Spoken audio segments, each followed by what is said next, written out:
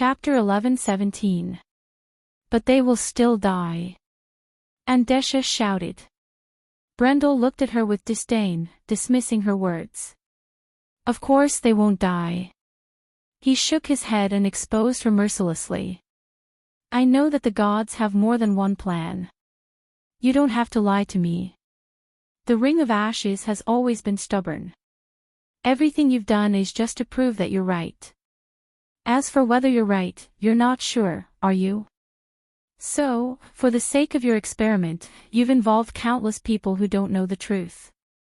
Don't make your selfish desires sound so righteous. But we might succeed.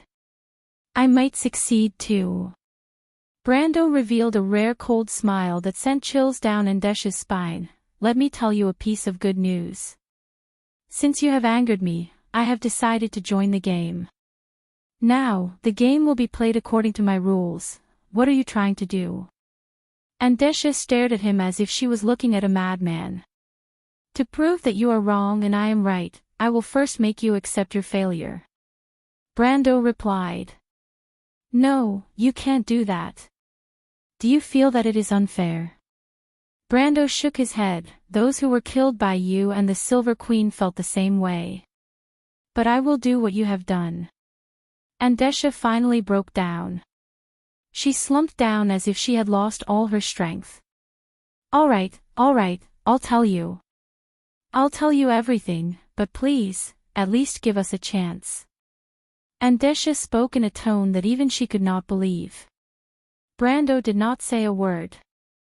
He could not make such a promise. He only had one goal, and that was to let the Roman live. Perhaps it was selfish. But he did not think that he was noble. If the world had to let some people die in order to let others live, then he would rather fight until the last moment than compromise. Death and destruction were not to be feared. What was terrifying was the loss of faith and perseverance. The flames of civilization were passed down from generation to generation in such glory.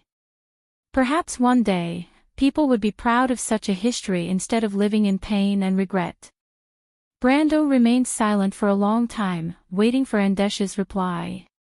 A bolt of lightning flashed across the sky, but it felt like a century had passed before Andesha spoke with a dry voice. Actually, it's useless even if I tell you, because you won't be able to find them. The Dragon Empress will lead the little girl to the Earth Elemental Plane, where the elemental barrier is the weakest. She's a gold person and a dragon whose blood has been purified. That's why she can elementalize and enter the elemental barrier. It's impossible for ordinary people to reach there. Andesha suddenly stopped talking. She saw Brando opening a dimensional hole and pulling out a sword. The sword was as gray as a stone. The blade was as wide as a palm and 2 inches thick. There was a saying inscribed on the blade: the one who wields this sword is the innate master of the earth. The ancient English grammar was concise and powerful. Dozens of characters were written in Gutenberg's script in an unusually simple and heavy style. They were connected to each other as if they contained magical power. Brando kissed the blade like a real knight and said softly, "Old friend, please guide me for the last time. Perhaps you still remember the glory of 1,000 years ago. I'm proud to be able to fight alongside you." As he spoke, he threw his sword forward. You. Andesha felt as if there was a thorn stuck in her throat. Halran Gaia let out a soft whimper. It had been sleeping for thousands of years, and the fierce battles had left merciless scars on its blade. It was no longer as glorious as it used to be. It used to control the entire land, because the one who wields this sword is the king of the earth. But the wind and frost had passed, and time flew by. When it reappeared in the world, it had accompanied an ordinary knight from a border kingdom through many roads. Its enemies were no longer great and eternal existences, but the faith on the sword had never faded.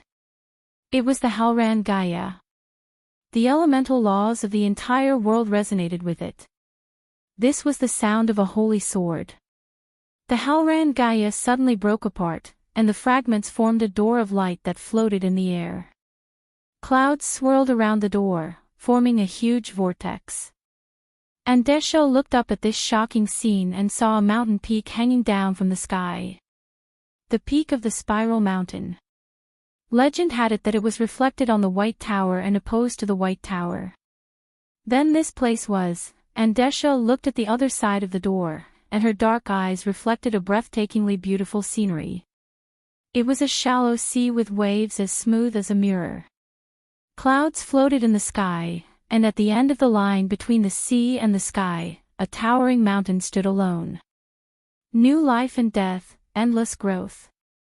This was the world outside the elemental barrier. Shallow sea. The elemental plane of water. The door of light formed by the Halran Gaia rotated slightly, and gray threads of law fell from it and turned into dust. The fragments of the sword became dimmer and dimmer, like the gaze of an old hero. It had seen many sceneries, and its footprints were all over the wound. It was once held in the hands of the most heroic person in the world. It was the Sword of Swords, the Holy Sword of Gaia. But this was the last thing it saw. Gaia's teachings came from the belief of protection. Nobles protected their citizens, priests protected their believers, fathers protected their families, and mothers protected their children. At this moment, it acknowledged Brando's protection.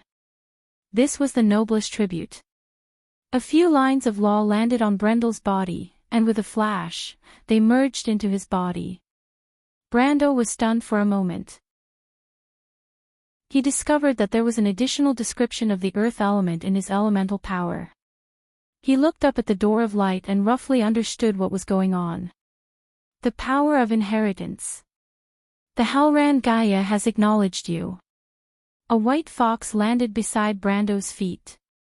She was a little dirty and had a few wounds on her body, but her black eyes were bright. Feel its law well. Perhaps one day you will really become the king of the world. I will. Brando replied, White mist, what happened to the Roman? It is similar to what you understand. Because of Gaia's aura, the soul of the Twilight Dragon in the Roman's body went berserk. It has not fully descended yet, but the Dragon Empress will definitely guide it to happen. White Mist stared at the other side of the door of light. My power is not enough to stop her, and neither are you. But perhaps we can work together. The shallow sea is the entrance to the elemental barrier. I have been to this world a few times, and I can guide you. If I kill Frederick, what will happen? You can't kill it. Andesha grabbed the blade of his sword in agitation. Blood flowed from her white fingers, but she did not seem to notice it as she shouted, You promised me. Brendel ignored her and continued to look at the white fog. White Mist shook her head. Have you ever thought that even if you kill Frederick, the Twilight Dragon will still descend upon the Roman? At that time, the Roman Empire will cease to exist. Brando fell silent. Andesha also trembled and did not dare to make a sound. You already knew this? He suddenly asked. Do you blame me? No. Brando shook his head. He knew that even if he knew that the Twilight Dragon's will was in the Roman's body, it would still be futile. It was the first time he felt so lost about the future. He thought about the moonlit summer night in Butchie. He thought about everything about the merchant girl. He thought about her amusing leather skirt, her bag, her smooth forehead, and her bright and cunning eyes. The more he thought about it, the more confused he became. Brando, no matter what you do, I will stand by your side. Brando, I will become a great merchant in the future. You will. He muttered to himself, no matter who you are, I will save you. I promised you. You really look like that idiot Odin now. White Mist suddenly said. Brando shook his head. No, I don't look like him at all. Oh. Why? Because he failed, and I will succeed, I hope so. The man and the fox stepped into the world behind the Gate of Light, leaving Andesha to stare blankly at the Gate of Light. The Gate of Light gradually faded, and the scenery behind it became more and more illusory. But the tree herder's leader suddenly gritted her teeth and rushed in with her hands covered in blood. The gate of light flickered behind her and disappeared. About a few minutes later, Pamela limped over. She looked left and right, all the way to the place where the door of light had disappeared. She sniffed lightly with her nose and finally sighed. "I'm a step too late, my lord, the shallow sea." Among the many worlds of Vaunt, such a word was called Torrigon by the witches, and the dwarves called it the world of the water of all things. It was the home of the elven tree and also the home of the elves. It was recorded in the Pale poem as a mysterious rune that was difficult to decipher with the wisdom of mortals, but humans gave it a definition: the elemental plane of water. Many people dreamed of the shallow sea because it was connected to the river of abyss. It was the place where the fate of mortals rose and fell. In that dream, it was a boundless blue sea with grayish-white promontories rising from the sea, forming a cliff-like scene. It formed a path that led straight to the mountain of storm cessation. At the peak of the mountain, wind elemental dragons circled around all year round. Their breaths formed storms that patrolled the entire continent. Under the mountains, earth elemental energy gathered and formed the last barrier of the elemental barrier. Here, the mountains were suspended in the void. Rock-boring worms often dug through the elemental barrier, causing magic to invade and form monster nests or monster swarms in the wound. This was the center of the earth elemental energy, the stone plane. Brando saw that the endless grayish-white path was now full of traces of battle. The bodies of giant wolves were scattered on the rocks, and crystal fragments were shattered on the ground. In the distance, there was a huge corpse lying on the side of the road. It was a crystal giant, but there was only a hole where its head should have been. This was the shallow sea. The origin of all life, a world that was endlessly born and destroyed. He looked up and saw the sacred spiral mountain and the mountain of storm cessation standing face to face on the white plain under the clouds. He suddenly felt sad. The Halran Gaia had witnessed many things that he had done in this world. Everything started with the ABs, the battles, the adventures, the prosperity of the territory, the expectations on everyone's faces, and the smile of Romaine. But they all turned into fragments and disappeared with the wind. "Did you remember something from the past?" White Mist suddenly asked. "How did you know?" Brando looked at the little fox in surprise. "The shallow sea is the origin of all life. The dying can see their lives here. The memories of mortals, wisdom, and spirituality float in the sea. Water is born from life, and fire gives it wisdom." Brando looked around and found that between the corpses of the giant wolves and the crystal, broken grayish-white rocks rose into the sky. They were suspended in the air as if invisible magic was holding them up. The air was buzzing, and the wind blew across the sky. The clouds were spreading in a certain direction at a speed visible to the naked eye. The center and source of the magic flow obviously came from the direction of the mountain of storm cessation. He looked up and squinted his eyes. "What's going on?" "My lord's ritual has begun. The twilight dragon is descending, and the power of chaos will break through the elemental barrier in a short period of time. That's why the shallow sea has such violent magic fluctuations." A voice came from behind them. It was Andesha. The matriarch of the tree herders clenched her fist and answered with gritted teeth. "This change is not too far in the shallow sea, but in the wound, the largest magic tide in 1,000 years has already arrived. It can be seen first in the Great Glacier and White Mountain, but it will soon sweep across the entire continent." Brando looked at the woman, and a voice echoed in his heart. "The era of war and chaos has begun. P.S. Blackie came to play here yesterday and went out to receive this new bee, so I didn't update. I came back today to make up for it. Speaking of which, I saw the battle between the Warship Maiden in the afternoon finally come to an end. It's really gratifying. It's really a battle between gods, and the players are the ones who suffer. That's why I said we'll see each other in the game." Chapter 11-18. The shallow sea is the first barrier between the elemental barrier and the real world. This is the world of the water elemental. The nature of the water elemental is both stable and lively. It is not as active as the fire elemental, nor as stable as the earth elemental, nor as changeable as the wind elemental. It nurtures changes in tranquility, and is neither static nor unstable.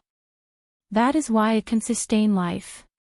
White Fog's eyes reflected the scenery of the sea and the sky. Clouds floated above her eyelids like mist. She stretched out her claws and pointed forward with her long nails. The grayish-white path extended from her fingertips until it disappeared below the sea's surface. The grayish-white promontory is one of the most magnificent sights in the shallow sea. It is endless, and the end is connected to the wind elemental plane. But if we want to reach the mountain of ceasing storms, we can't just walk down this path. This path leads to an endless world, and its length is also endless. Then what should we do? Brando tapped the ground with the flaming edge. The grayish-white promontory responded with a rock-like sensation, but the flaming edge still could not leave a mark on it. Andesha followed behind him in silence, occasionally looking at him with pity. Sometimes she would show disdain or even hatred, but most of the time she was expressionless and silent. White Fog tapped the ground with her claws and said, "In the shallow sea, there is no substance other than the water elemental. The clouds and sky we see, including this grayish-white promontory, are all made of the water elemental." The water elemental. He bent down and touched the surface of the ground. The rocky surface was rough and cold, and there was even a fine layer of sand. It was just like the headlands he saw in Trondheim and the Sublime Sea. Other than the lack of bird nests and gastropod shellfish between the cracks, there was nothing different about it. You can't feel the difference. White Fog saw his action and replied, "This is normal. Our world is made of the elements, and the elemental world is based on the spirit. The grayish-white promontory is just something we imagined, but it was recorded in legends and myths for thousands of years, and naturally projected into this world. On the other hand, the mountain of ceasing storms and the river of scorching heat do not exist because we believe that the wind elemental plane and the fire elemental plane should be like this. It has accumulated over time in the secular world to form the scene we see today." It wagged its long tail, and its voice was unusually ethereal. "To cross White Cape, it's best to have the natives lead the way. Another way is to get the sea fog lamp. The light will pierce through all the fog and guide us to the other side. Sea mist lamp. How do I get that?" Brando asked casually. "When we get close to the Mirror Coast, I will find a way to attract the lighthouse fish. The sea fog lamp grows on these fish. When the time comes, you can defeat one of them and get the sea fog lamp. Then you can summon the extraditor. It will take us through the shallow sea and reach the storm-stop mountain." Mirror Coast. It was Brando's first time outside the elemental barrier. Everything in this strange world was unfamiliar to him. The shallow sea is not static. Some places are calm, and the bottom of the sea is so clear that you can even see the bedrock made up of the foundation of the world. But some places are full of fog, and sharp-edged cliffs protrude from the bottom of the sea, covering the entire sea. There are all kinds of elemental creatures lurking under the cliffs. The lighthouse fish is just one of them. There are also the Tiramoses, who are a very strange kind of human. They have a special ability to weave light into a path of light and guide their ships to sail in the fog. The Tiramoses are the best extraditors.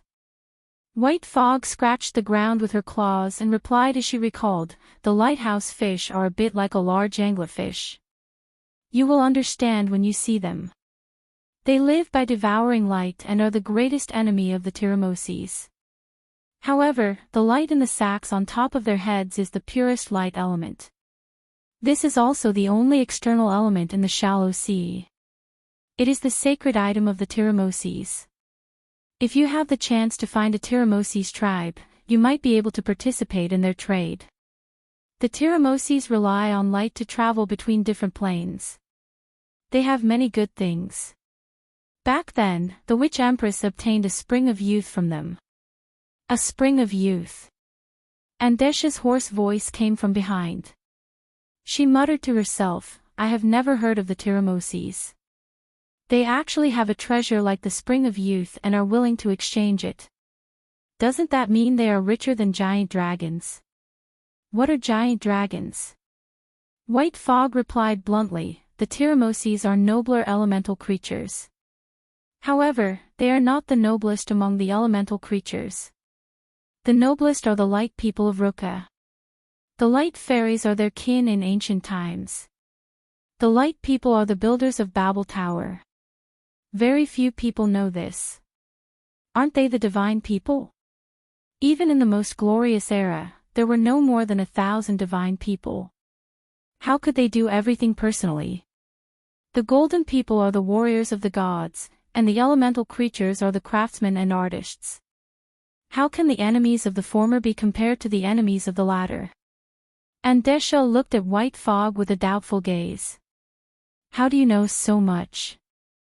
Who are you, Your Excellency? White Fog turned around and glanced at her. The decay of the previous generation was not as stupid as you. Decay refers to the degradation of all things. It is a part of the cycle of the world. It does not mean that all things will eventually die.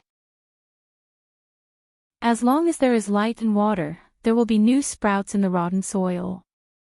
If you can't even understand such a simple principle, your achievements will stop here. Andesha stared at White Fog as if she was possessed. She was cunning by nature, but not smart. Or rather, going back on her words was a way for her to protect herself. She was also very clear about her disadvantage among the 12 patriarchs.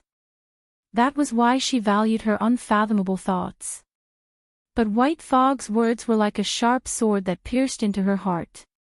Although it hurt her self-esteem, it seemed to have opened a path for her in the darkness. She stood there in a daze, recalling those words. Brando and White Fog were not in the mood to wait for her. The two of them walked away for a while. Brando looked at the world of water elemental creatures. It was a vast sea, with no end in sight. White Cape's jagged cliffs intersected with the waves crashing against the reefs. Lonely clouds and faint shadows hung under the blue sky. This was a unique and beautiful world. He seemed to hear that voice again. It was a somewhat low sigh. Human, you have never seen the shallow seas. You will not understand how great nature is. And now, he finally saw the ebb and flow of this world. The ebb and flow of the tides was magnificent, just like a painting. How long will it take us to find the Termosian, White Fog? Brando asked. Are you afraid that we won't make it in time? White Fog asked. I don't know how the Dragon Queen reached the center, but it will take us a long time to get there. According to Andesha, her ritual has already begun. Brando said worriedly. But when we arrive, her ritual will have just begun. White Fog replied confidently. What do you mean? White Fog raised her head and sniffed. What we call time is the law set down by Lady Martha. But here, outside the elemental boundary, there is no law of time. There are only remnants of the law of time from the prime material plane, but it does not play a major role. It is meaningless to the natives. Only creatures of order like us can use it. Brendel was stunned when he heard that. I don't quite understand. It's normal that you don't understand. Because you still have the logic of time in your mind, the law of time is useful to us. For beings without this logic, it is ineffective here. You can understand it this way. In the eyes of the Termosians, time is eternally still. When we come into contact with them, time will also become relatively slow, or even infinitely close to being still. So you don't have to worry about time. Doesn't that mean that as long as I stay with the Termosians forever, the Dragon Queen's ritual will never be completed? That's just your imagination. Suppose the world is about to be destroyed, but if you stop time from flowing 1 second before the destruction, does that mean the world will never be destroyed? Brando finally understood and nodded thoughtfully. Then maybe we can find a Termosian guide. The Termosians rarely enter the wind elemental plane. The elemental changes there are too active, and it's too dangerous for pure elemental creatures who don't live in that world. Besides, what's the use of bringing them along? It's nothing more than saving a little time on the road. When you meet the Dragon Queen, as long as she gets close to the Termosians, won't the state of time return to the same state? White Mist shook her head. So if you want to use the Termosians to deal with the Dragon Queen and the Twilight Dragon, you'd better not think about it, and Desha caught up with them at this time, but this time she did not speak. She just listened to the conversation silently. Brando finally had the idea of looking for the Termosians in his mind. Putting aside the question of whether or not he could participate in the trade fair with the Termosians, even if he got the sea mist lamp, he would still need to find an extraditor. Although the sea mist lamp itself could guide them out of the shallow sea, the extraditor would always save them some time. How can we reach the Mirror Coast and find the Termosians? He asked. Just walk, White Mist replied. But if there are natives leading the way, it'll be even faster. Brando thought for a moment, and his mind sank into the world of thoughts. A card loomed in the darkness. He reached out to grab the card, and heard Medicia's puzzled voice. My lord. But he steeled his heart and did not answer. He held the card in his hand. The card was painted with a white deer, and on its back sat a fairy playing a flute. Song of Samsara Eternal Song Vi Light 4 Dark 4, Spell, Pay 40 Mana, Night, Summon Malurcha the White Deer, Level, Fahrenheit Level -10, into the field. When the white deer leaves the field, choose 2 cards from the graveyard and shuffle them into the holder's deck. Maintain, Malurcha the White Deer will be maintained until the reset time of the next day. Birth and Death, endlessly growing and multiplying. Brando displayed the card, and a glittering crystal stag stepped out of the door of light. It was tall and majestic, and its eyes were clear and bright. From its neck to its chest, every muscle seemed to contain endless power. This was a male stag in the prime of his life. It was experiencing the most glorious period of its life. Malurcha's 4 slender hooves clattered on the gray headland. It raised its head and looked around. There was a very human light in its eyes, and 2 drops of tears fell. I never thought I would be able to return to my homeland in my lifetime. It let out a long sigh, and its voice sounded directly in the hearts of everyone present. Is this the shallow sea? The little fairy pinned the flute to its waist and climbed up Malurcha's mane to the top of its head. It grabbed the antlers of the latter with one hand and put the other hand on its eyebrows. It looked as if it was looking into the distance at the horizon. It's so beautiful. It's much bigger than our lake. This little fairy wasn't any different from when Brando first saw it. Instead, its face was much fatter. God knew how much it had eaten in his world. This is your homeland, Malurcha? Brando asked. This is my homeland, Sir Lord, Malurcha answered, its tone full of humility and respect. It's exactly the same as when I left. I've often seen it in my dreams for thousands of years. Unfortunately, I can't keep you here, Malurcha.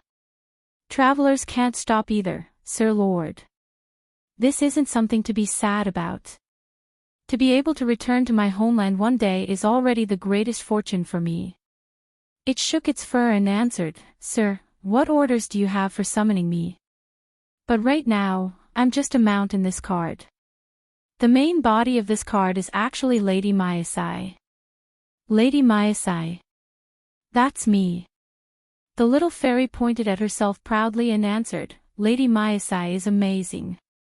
I can play the flute. When bad people hear my flute, they'll lose their minds. If Sir Lord hears my flute, he'll become even more powerful. Brando thought to himself, so you're a bard. The little fairy shook its head from side to side again and looked around. Where's that fierce woman? She's not here, Brando answered. Oh, the little fairy was both relieved and regretful. No one knew what she was thinking.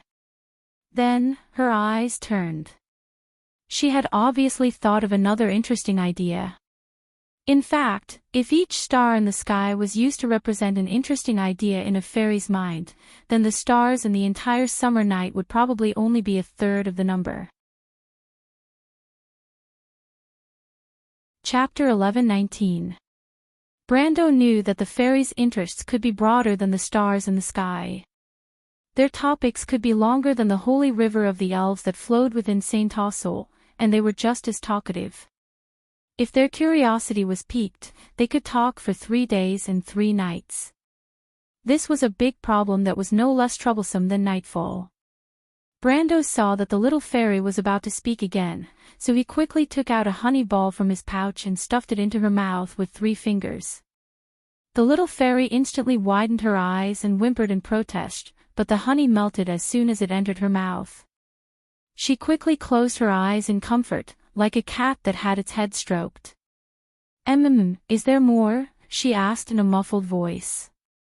"Enough for you to eat from morning to night, but if you don't eat quickly, they'll all melt," Brando answered. These sweets were originally Roman snacks, and most of them had been stolen from the little fat dragon Sheeta. In order to satisfy the little fat dragon's request, Brando had opened a sugar factory in Tonagel, and the merchant girl had unceremoniously given him half of the shares. These shares weren't gold coins, but half of the production. He still remembered the scene of the little fat dragon crying and coming to him for justice, only to be chased out by Hippamra. From this, it could be seen that the evils brought upon themselves were the hardest to bear. The little fairy believed Brando's words and quickly ate faster. Unfortunately, her teeth were small and white, and she couldn't eat much in one bite. She could only use her small tongue to lick around the giant candy ball. Fortunately, this was the simple happiness of fairies. She quickly became so engrossed in it that she forgot about everything else. However, the way she occasionally reached out her little palm and sucked all the honey off her 5 fingers was really unsightly. Malurcha shook his mane and let the little fairy slide from the top of his head to his back.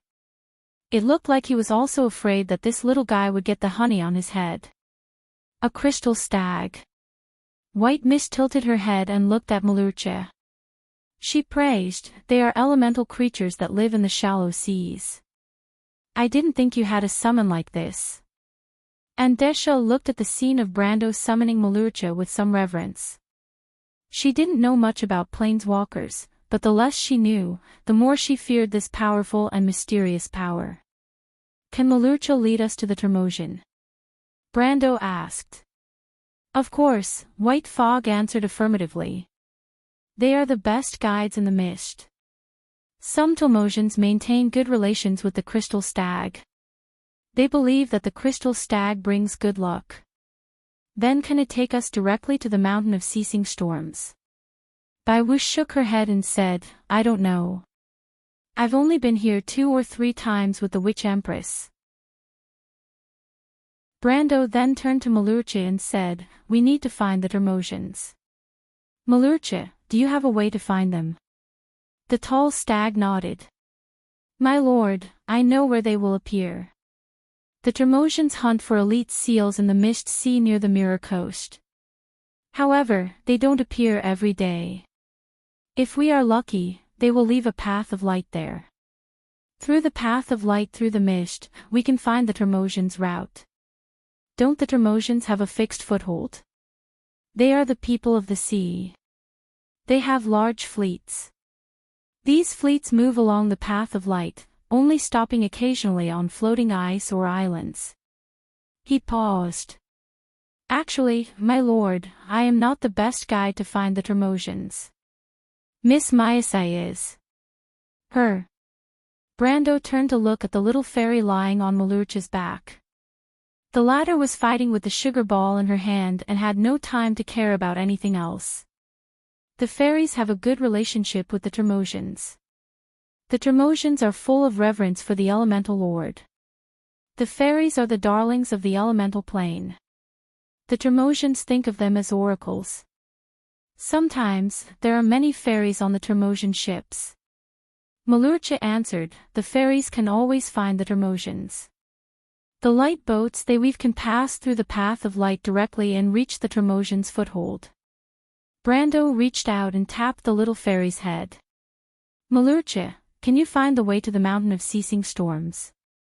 White Point can lead to the mountain of ceasing storms, my lord. However, we have to pass through the sea of floating ice. There is a group of killer whales blocking the sea. Only the Tremosians can go around them. It's just a group of killer whales. Those are elemental whales. I advise you not to imagine their size, White Mist answered. I was lucky enough to see them once. It was a young whale. When it came out of the sea fog, it happened to be on the left side of our fleet. Its eyes alone were bigger than our entire fleet. Fortunately, this little guy was not interested in us and quickly left with its mother. This lady is right, Malurcha answered. Brando was a little lost in thought.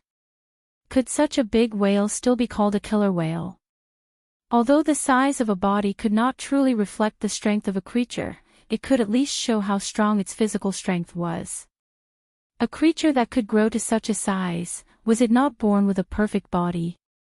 Was there such an existence in this world? He looked at the little fairy. She can weave a light boat. Although it did not look like it. The little fairy, Mayasai, frowned and shook her head to avoid his fingers. She answered in a muffled voice, of course not. I need many sisters to weave a light boat. I can't do it alone. But I know how to call them. If I ask, they will definitely come to help. She glanced at Brando. We fairies are not like you humans. You ask for something in return for everything you do. My sister told me that you humans are all evil, but I still fell for it and was sealed into a card by you. Didn't your sister tell you that you were the one who barged in on your own? Brendel looked at her exasperatedly. That was to save Master Malurcha. Did I ask for it? That's not it. The little fairy shook her head like a rattledrum. But the candy you gave was delicious. Much better than honey. My candy is not delicious at all. It's a candy for evil people. My sister said that there is no difference between good and bad candy, but the person who gives the candy is good and bad. Mayasai was very reasonable. Brando could not help but be conquered by her simple dialectical view. He was momentarily speechless. Very good. I'm an evil person. I don't plan on giving you any more candy. He did not expect the little fairy to hug the candy ball and start sobbing before he could finish his sentence. Moreover, the more she cried, the sadder she became. Gradually, she showed signs of bawling. Brendel suddenly felt a sense of guilt, as if he had snatched a Lolita's lollipop and made her cry. He knew that the fairies were simple and not very smart, but he did not expect them to cry so sadly over such a small matter. Don't cry, he said quickly. I was just joking. Really? The little fairy stopped crying and looked at him with teary eyes. Brando felt a headache coming on and quickly nodded. But you have to call your sisters because I need a light boat to find the Tremosian. Miss Mayasai, my fiancé is in the wrong hands. I'm very anxious, so the sooner the better, okay? Then do I have candy to eat? Of course. Not only you, but I'll also give your sisters a reward. Brando was not stingy with this kind of no-cost deal. Moreover, these candies belonged to Sheeta and the Roman. The little fairy rolled her eyes. That's not necessary. Actually, they don't like candy. Just give me their share. As soon as she finished speaking, an angry voice rang out in the air. Mayasai, you've been corrupted by the anthropologist. Brendel looked up in shock. He didn't know when, but a fairy in a sparkling dress was floating in the air. 4 pairs of wings as thin as cicada's wings were fluttering up and down. She was staring at Myeth, who was lying on Malucha's back, with furrowed brows and vertical eyes. Fairies were born with a name and knew every fairy's name from birth. Their names were never repeated. Scholars had been puzzled by this for thousands of years, but they still could not figure it out. Then, fairies appeared in the air one after another. They wore different clothes and looked like they were made of ice crystals. Their hair was also different. Some of them had even weirder hairstyles than the latest trends Brando had seen in the future. However, fairies were naturally lively. They pursued individuality. Every fairy wanted to be different. Mayasai was shocked. She quickly hugged her sugar ball tightly and stared at her sisters in the air. She called out their names one by one. Fiuta, Thumb, why are you here? Those who did not know might think that she was born and grew up here, but in fact, Mayasai had never seen her brethren before. It was just that fairies were born to know each other, even if they had never met before. This did not make sense, but it was a fact in Wonde. Humph! The fairies flying in the air stared at Mayasai and replied, "There's a battle here. Her Majesty the Queen asked us to come and take a look." As she said this, her eyes kept glancing at the sugar ball in Mayasai's hand. It was really suspicious of the fairy's real purpose. "This is mine." Mayasai quickly declared her ownership. "Fairies," Brando said, "you heard it just now. We need a light boat. If you're willing to help me, I don't mind exchanging honey with you. I know how to weave a light boat too."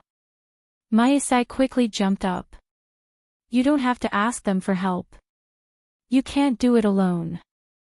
The fairies chattered. "Many people are needed to weave a light boat. All of us have to participate. Can you give each of us a reward?" The leader of the fairies asked. "1 candy each." The other fairies actually sang in unison. "2 for each," Brando replied. "2 for each," the fairies sang joyfully. "That's my candy." Mayasai was very sad, but she quickly regained her spirit and said, "I want to weave a light boat too." "Then I'll give you 3, Miss Mayasai." Brando secretly told her through the telepathic link. Mayasai immediately smiled and looked at Brando with a kind gaze. At this moment, she felt that her lord was the best human in the world. It seemed that her sister's words were not entirely correct. And Desha looked at the exchange with her mouth agape. The elemental world was in turmoil. Rocks rumbled down from White Cape, and then were lifted up into the sky by invisible magic. There seemed to be an upheaval in the direction of the mountain of ceasing storms, and this upheaval would affect the entire world through the elemental plane. It might even completely change the original appearance of this world. But the fairies, who had been promised happiness, turned a blind eye to this. As they worked, they even sang, "The fairy ship, beautiful and exquisite. It's like a floating light, like a star. The fairy ship, light and small.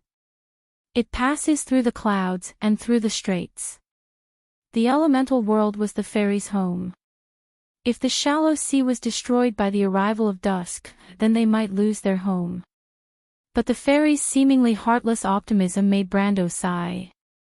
He looked up at the fairies forming a circle in the air. The elemental stars gathered in their hands, forming threads of bright light. Then they gathered together and quickly formed the outline of a ship. At first, he was worried that the ship made by the fairies would be a pocket-sized boat only suitable for them. But he quickly calmed down. Although the ship was not big, only the size of a sampan, it was at least enough for him and Malucha. At this time, he remembered the previous topic and suddenly turned to White Mist. Why are they called killer whales? Isn't there a species with the same name in the material world? White Mist was stunned for a moment before replying, because that's what the Termosai call them. When it's hunting season, they will even hunt whales. They can hunt those whales. Brendel was a little surprised. How strong would the Termosian be if they could hunt those whales? That's their secret. White Mist seemed to have read his mind and explained, they're not that strong. They're just born with the power of the elemental realm. They're not that strong. They're just born with the power of the elemental realm. Brando muttered to himself. He finally realized that what he saw was actually just a corner of the world. Then will there be a sage in the Termosai tribe? Chapter 11:20. The Termosai have a long lifespan, but most of them can't live through childhood and adulthood. Like other elemental creatures, a disease caused by magic erosion spreads among them, causing great trouble to the tribe. Moreover, the Termosai will regularly sail beyond the elemental barrier to hunt in the chaos. Adults and young individuals often die in the long-term hunting. A few individuals with a long lifespan will become shamans or wise men, guiding the future direction of the clan and tribe. The light ship sailed in the fog. The light from the ship broke through the fog, illuminating a dozen meters ahead. The water was dark, like a mirror. The mirror reflected a steel cable that seemed to have turned white under the high temperature, but it was actually a fluorescent beam of light. It passed through the fog from the left side of the ship, shot out from an unknown place behind the fog, and disappeared into the churning fog in front of it. That was the light path of the Termosai. To ordinary people, it was just a beacon made purely of the elemental law of light, but the fairies and Termosai could use it to teleport to many different worlds. White Mist stood at the bow of the ship, her dark eyes reflecting the fog and light, looking both dense and sparkling. The light ship of the fairies was a little like the boat of the elves. It was flat and long, like a leaf, with a long leaf stalk extending from the stem. A lantern hung on it, but there was no fire in the crystal lamp, only floating light, as if a group of fireflies were trapped in it.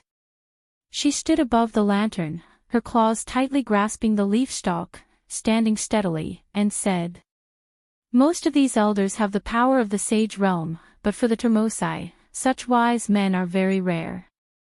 Usually, there are only one or two in most clans. Only one or two elders in each clan." Brando asked, puzzled. This was a race that was born with elemental grade. Even the dragons would have more than one or two sages, right? He couldn't help but feel a little disappointed.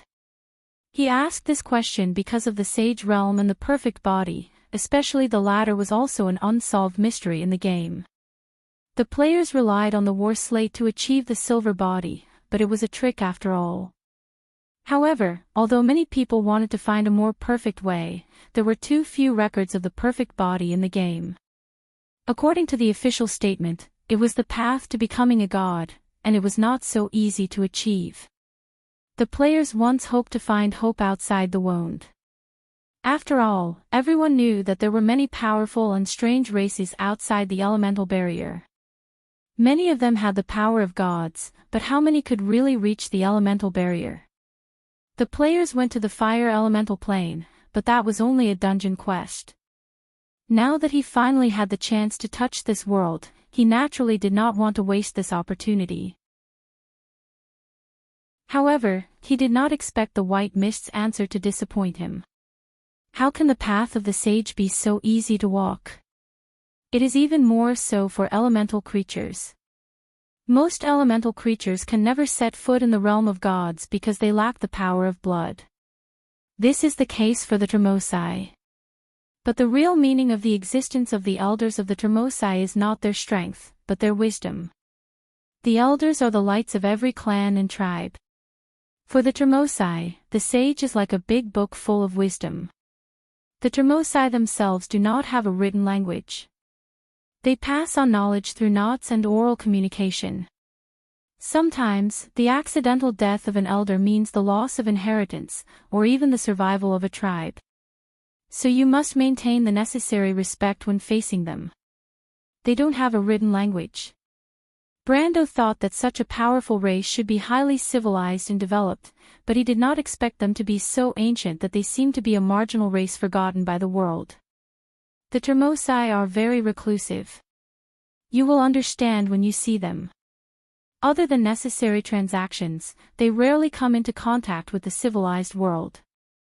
And there are very few things that are useful to them. They themselves have great power. The Termosai attribute this power to the gift of the Holy Spirit. They do not need magic items or machinery. Usually, the only things we can trade with them are pure elements, ancient runes, and everything related to the rules. Then what do we use to trade with them? Brando asked. White Mist turned around and glanced at him. I am talking about the situation of ordinary people. As for you, you are a little different. As for how different you are, you will know later. Brando said no more. The fairies sat around Melurch's back, chattering and greeting him.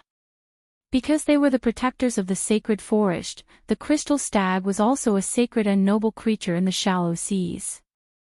They were rare and friendly, and were the fairies' natural allies. A group of fairies and a stag took up most of the weight of the small boat. For the sake of balance, Brando had no choice but to not sit next to Endesha. He held the flaming blade, the tip of the sword pressed against her chin, in case this cunning lady had any other ideas. But Endesha's attire was a little too advanced. There were only a few vines in front of her chest that extended up her strong abdomen. It was like an evening gown with a deep V-neck. The thick vines could only cover the most private parts of a woman. Most of her full breasts were exposed, revealing a large area of beautiful but unhealthy snow-white skin. Her back, her delicate shoulders, and the parts that connected to her slender neck were all bare. Her beautiful collarbone was exposed under her neck. She looked as if she was sitting naked next to Brando. Endesha didn't care about it herself, but this extent made the latter feel a little awkward. Brando felt a little dizzy. He tried to use the flaming blade to force Endesha to sit away, but the woman seemed to sense something. She looked surprised. She licked her thick purple lips thoughtfully and unconsciously moved closer to Brando. This way, her fleshless waist and delicate skin were almost completely pressed against Brando's arm. The latter felt his scalp tingle. He understood what this cunning woman was playing. He said in a low voice, "Even here, Aroma can still feel my orders." Endesha seemed to have been pricked by a needle and bounced back. She turned her head to stare at Brando, her dark eyes almost spitting fire. Brando stared at her with his sharp white teeth. "You should know that letting you on the ship is already the biggest concession I can make. That's because I can lead you to Gwendolyn," Anshad said hatefully. "That's also because you know that only by following me can you find her and join forces with her. I don't care what you think, but you better not waste my time," Brando said coldly, "or I'll make you understand." Endesha gritted her teeth as she listened to him, but she couldn't say a word. She didn't know why, but she had a feeling that this young man in front of her knew her better than she did. His gaze was as sharp as a knife, able to cut open her heart and guess her thoughts at any time. This feeling made her feel a chill in her heart. She recalled the time when she was plotted against by this young man in the loop of trade winds. That time was similar to now, but the difference in strength between the host and the guest was more disadvantageous to her. She silently closed her mouth. She had made up her mind to follow him for another reason. She wanted to ask about the loop of ashes, but the white mist might not answer. The ship of light cut through the mist, sailing on the sea at a moderate speed, but Brando knew that speed was meaningless here, because the distance on the path of light could be very far or very close. Sure enough, not long after, the fairies flew off Melurch's back, cheering. He turned back to look and saw a faint outline appear behind the mist. When the outline became clear, he saw that it was an iceberg floating on the sea. They'd arrived. The fairies flew off Melurch's back one by one, flying into the mist ahead and quickly disappearing. But the ship of light was still moving forward slowly, and a bridge gradually appeared in the mist. Two huge teeth of some unknown monster were inserted into the water, forming the bridge pilings. There were planks covered with ice on top, and 2 chandeliers hung down from the huge teeth, glowing behind the mist. Brando saw a strange humanoid creature standing on the bridge. It was short and plump, a little like a dwarf, but it looked like a large bowling pin. It had a broad body and a small head. Its skin was smooth like a seal's, with a thick layer of fur and a thick layer of fat. There were obvious wrinkles between its neck. When the ship got closer, he noticed that the creature had no facial features. Its skin was brownish blue, and its face was painted with some strange white patterns using a special powder. It looked a little like a concentric circle. At first, Brando thought that it was its eyes, a one-eyed man. The moment he saw the creature, Brando knew that it was a Termosian. He'd seen many strange creatures in the game, but none of them were more diverse than elemental creatures. The Termosian wore a long robe. This robe was not much different from the ones Brando was familiar with, but the patterns on it were simpler, with some red wavy lines. The creature also wore a hood to cover its bald head.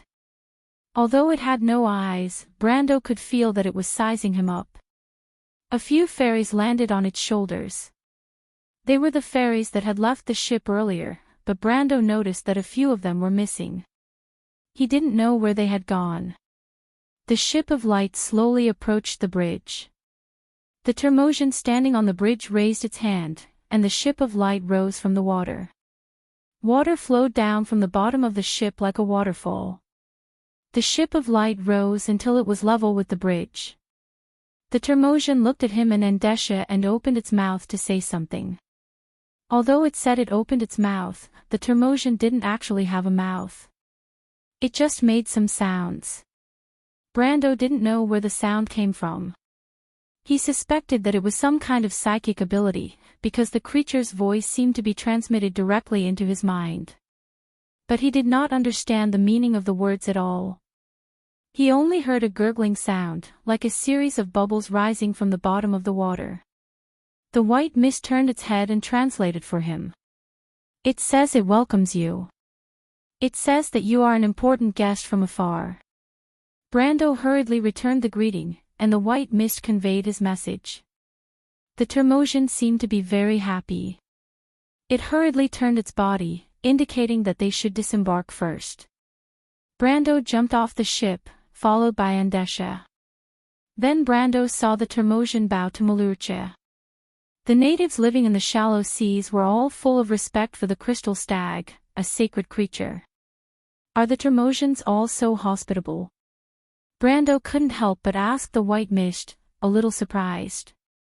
No, as I said, they are very reclusive. The white mist shook its body, shaking off the water on its body.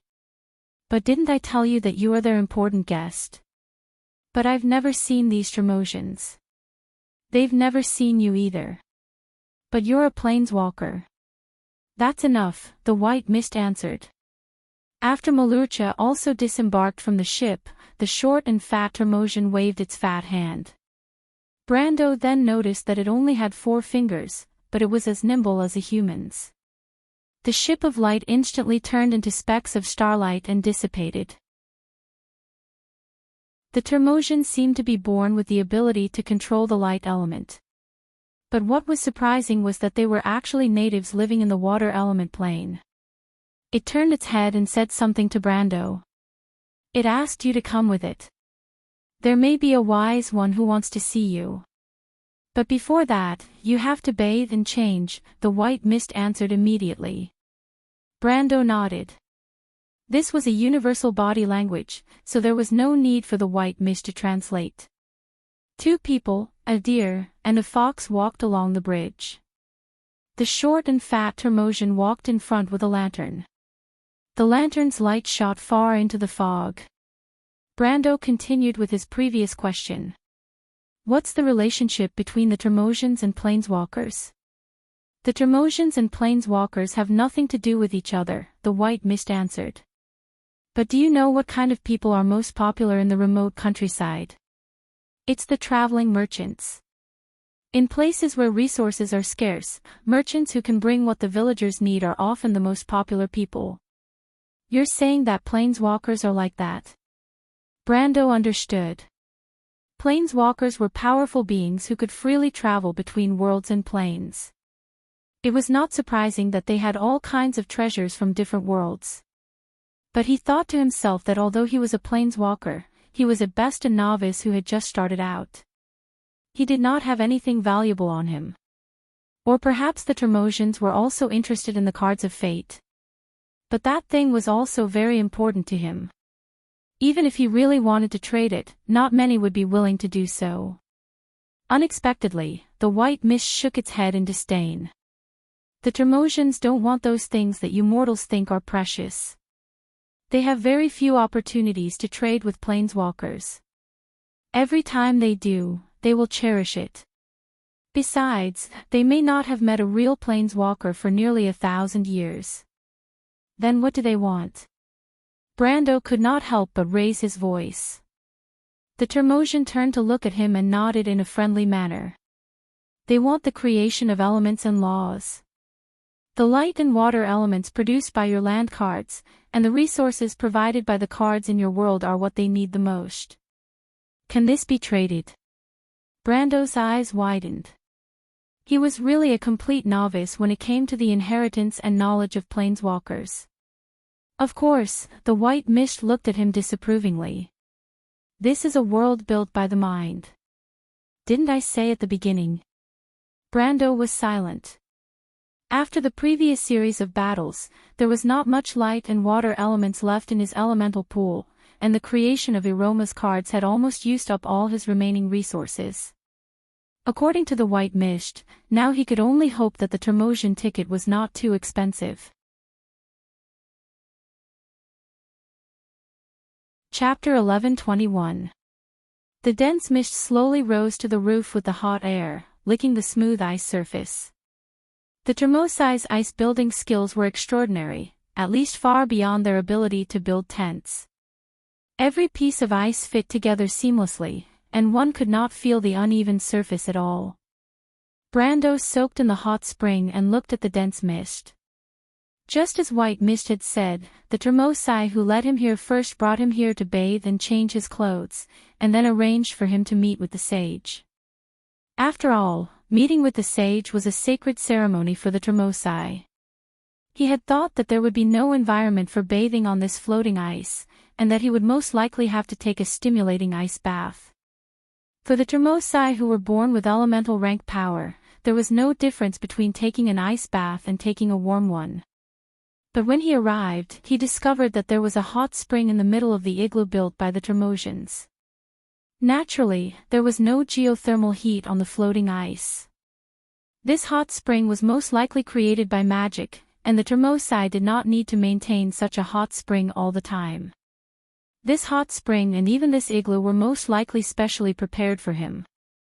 Thinking of this, Brando could not help but feel a little flattered. He knew why the Tremosi respected him. For a moment, he could not help but worry that the Tremosi would be angry when they found out that he did not have many resources to trade with. There was a stone basin in the corner of the igloo, and the sprites lit meditation incense in the stone basin. The incense had a mysterious smell, and it rose from the ashes into the mist. The fog in front of Brendel's eyes seemed to have turned into an illusion, presenting a bizarre scene in front of him. Scenes after scenes replayed in front of him, as if he was reliving his experiences after he transmigrated. He saw the battle in the loop of trade winds. The enemies he met in that battle were far from the most ferocious, but that battle was the one that left the deepest impression on him. At the same time, it was also the most difficult battle. Even the battle in Ampere Seal, the confrontation with the Empire, and the battle with Her Majesty the Queen were far less dangerous than that. He couldn't help but touch the scar on his cheek. This scar was left behind during the battle in the loop of trade winds. There were also scars on his chest and arms. These were the scars from many battles. Although there were many ways to completely remove scars and wound, Brando didn't want to waste the effort. He wasn't like some perverted nobles who saw scars as medals, but he simply didn't think it was necessary. With a splash, he stood up from the water. The water droplets on his body naturally rolled down his well-proportioned muscles and instantly evaporated. He spread out his arms and draped a gray robe over his shoulders. The style of the robe was no different from the robes worn by the Termosians. The fairies outside the igloo seemed to have noticed the changes in the igloo. They flew into the igloo and looked at Brando curiously. They flew around him 2 or 3 times before landing on his shoulder while chattering. They held spices in their hands and carefully sprinkled them on Brando's body. Brando's nose immediately smelled a strange fragrance. He was slightly shocked, and a system prompt immediately popped up in front of his eyes. Experience gained, 17334. This was exactly 1% of his total experience. Brando immediately understood what the spices were. Thoughts of meditation. This type of spice was said to come from a certain elemental whale in the shallow seas. Its effect was to clear one's mind and allow one to examine oneself. According to the players, it directly increased experience. However, Brando had only seen thoughts of meditation that was made into incense. One stick could be effective for 1 minute, and every second gave 1% of the experience of the level. It was the first time he had seen something as extravagant as these fairies. The experience prompt popped up a total of 3 times, and Brando's Templar Knight and Guard of Frost Earth had risen by an entire level. How extravagant, he couldn't help but think. "Are you bringing me to see the Wise One now?" he asked. "The Wise One wants to see you," the fairies answered in unison. They were clearly saying the same thing, but they all said different things. Their voices were also chattering, and it was quite cheerful. Brando put on a shawl woven from sealskin. This was one of the necessary etiquette for meeting the Wise One. Of course, he didn't know about it, but with white mist around, he wouldn't make a mistake. He walked out of the igloo. White Mist and Malurcha were already waiting outside. Mayasai curled her body into the crystal stag's mane. She had been in the shallow seas for a long time, and it looked like she wasn't used to the climate here.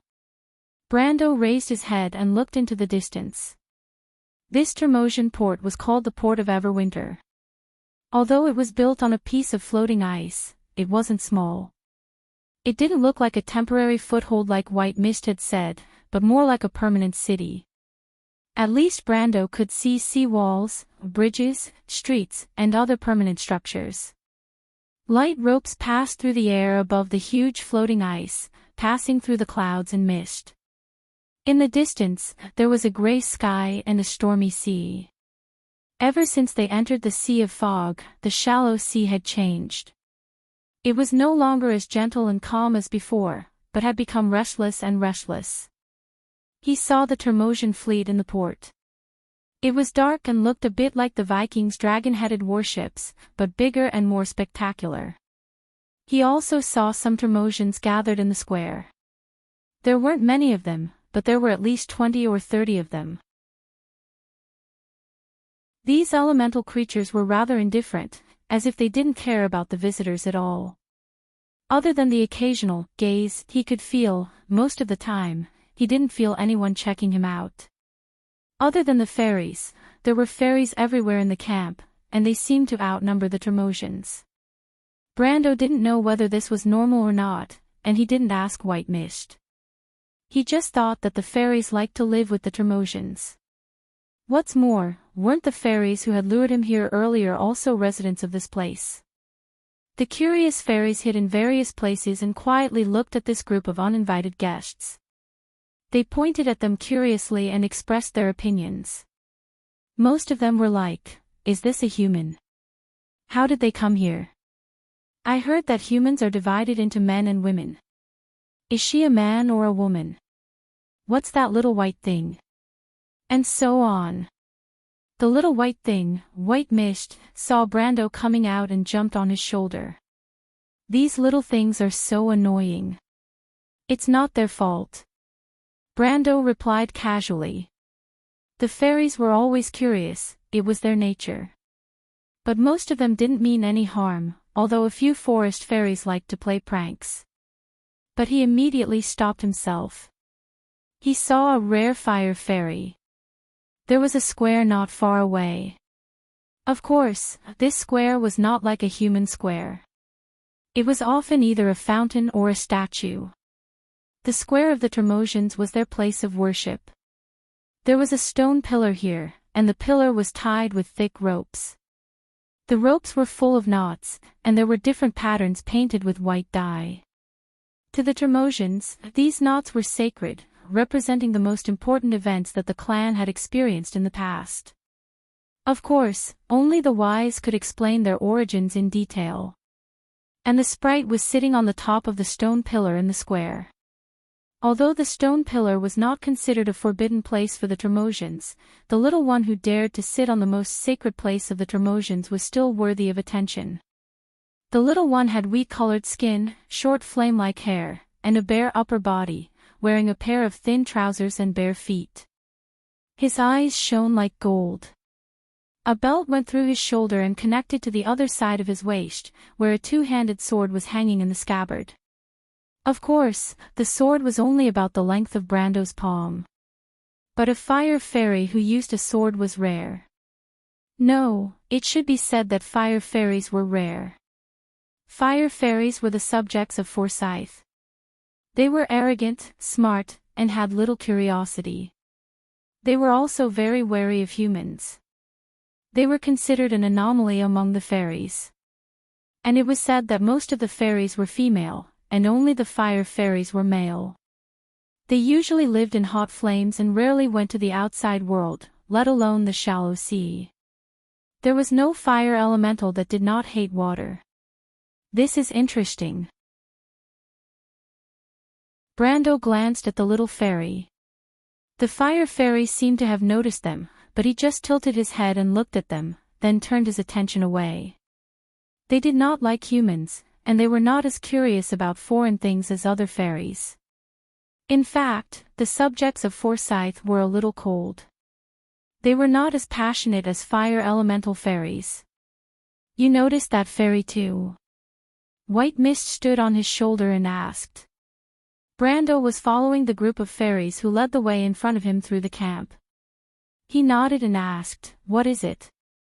Pay attention to his scabbard. Isn't it similar to the scabbard of the flaming blade? You know that Odorfice is a fire elemental holy sword. The scabbard means that he has a part of Odorfice laws. This little guy might be a direct descendant of Forsyth. He's a fairy prince, White Mist explained softly. Fairy prince? Brando was stunned. His understanding of fairies was limited to their nature. In fact, very few people had a deep understanding of the organization of these elemental creatures. Even in the game, not many players knew about the Termos. Are fairy princes very common? Common. White Mist looked at him, a little speechless. Very rare. The royal fairies rarely appear outside, let alone the subjects of Forsyth. You have to be careful later. This Termos camp might be a little unusual. Brando nodded silently. At this time, the fairies had separated in front of him and lined up in 2 rows. Brando stopped and saw a huge tent in front of him. However, this tent was not like the crude huts he had seen along the way. It was more like a palace, supported by 8 giant beast teeth. It was 20 to 30 meters tall, and a row of stairs made of 2 opposite smooth beast teeth extended from the entrance of the tent to his feet. Brando looked up and saw the guide he met on the trestle not far away. Of course, he could tell from the tattoos on the guide's face. After all, to him, the Termos looked almost the same. There was a slight difference in height, and he could tell that they were adults and juveniles. The only difference was the tattoos on their bodies. Brando could not even tell the gender of the guide. He once wondered if the Termos really had gender. However, White Mist told him that although the Termos were elemental creatures, they still had gender differences. They even needed to form families to reproduce. Although others could not tell the gender of the Termos from the details, there was a simple way: the female Termos would not paint their faces with tattoos. Furthermore, the tattoos on the Tolmosian's face were not a mark of distinction but a symbol of status. According to White Mist, the Tolmosian who led them here had concentric circles of tattoos on his face, indicating that he was at least one of the elders of the clan. It was only then that he realized that the Tolmosians had sent an elder to lead the way for him. It was only then that he saluted the other party. While human etiquette was not commonly used in many worlds and planes, the meaning expressed in the gesture was the same. That elder also bowed to him and then said something strange.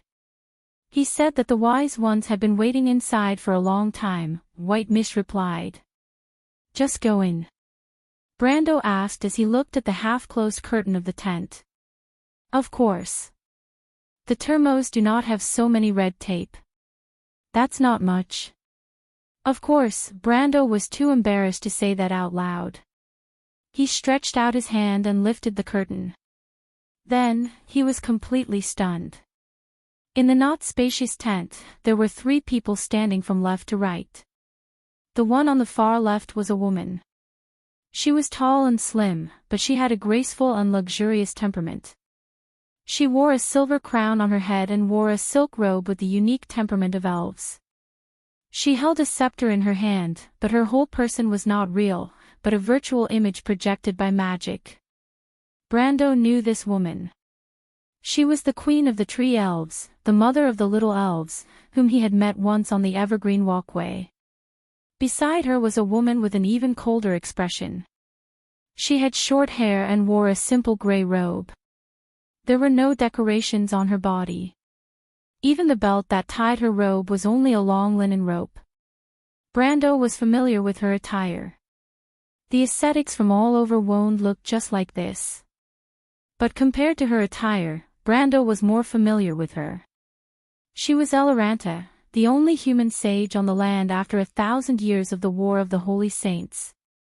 As for the third person, a little fairy with a laurel crown on her head, Brando almost ignored her. After all, compared to the previous 2, this little fairy whom he had never seen before could not attract any of his attention. But before the sage and the elven queen spoke, the little fairy was the first to speak. And she was not even speaking to Brando. She stared at Malurcha, who was beside Brando, and said, "Mr. Malurcha." Brando was stunned. Malurcha was also stunned. He asked blankly, "Rose?" Chapter 11:22. No, you're not Rose. Malurcha raised his head and stared at the fairy who was floating in the air not far away with eyes that seemed to be covered with a layer of ice. The latter was so lazy that it seemed like she would never wake up. Her eyes were calm, as if there was a deep lake in them. They were dark blue with a hint of green. They were completely different from the lively and curious eyes of the other fairies. She always gave people a feeling of calmness and indifference.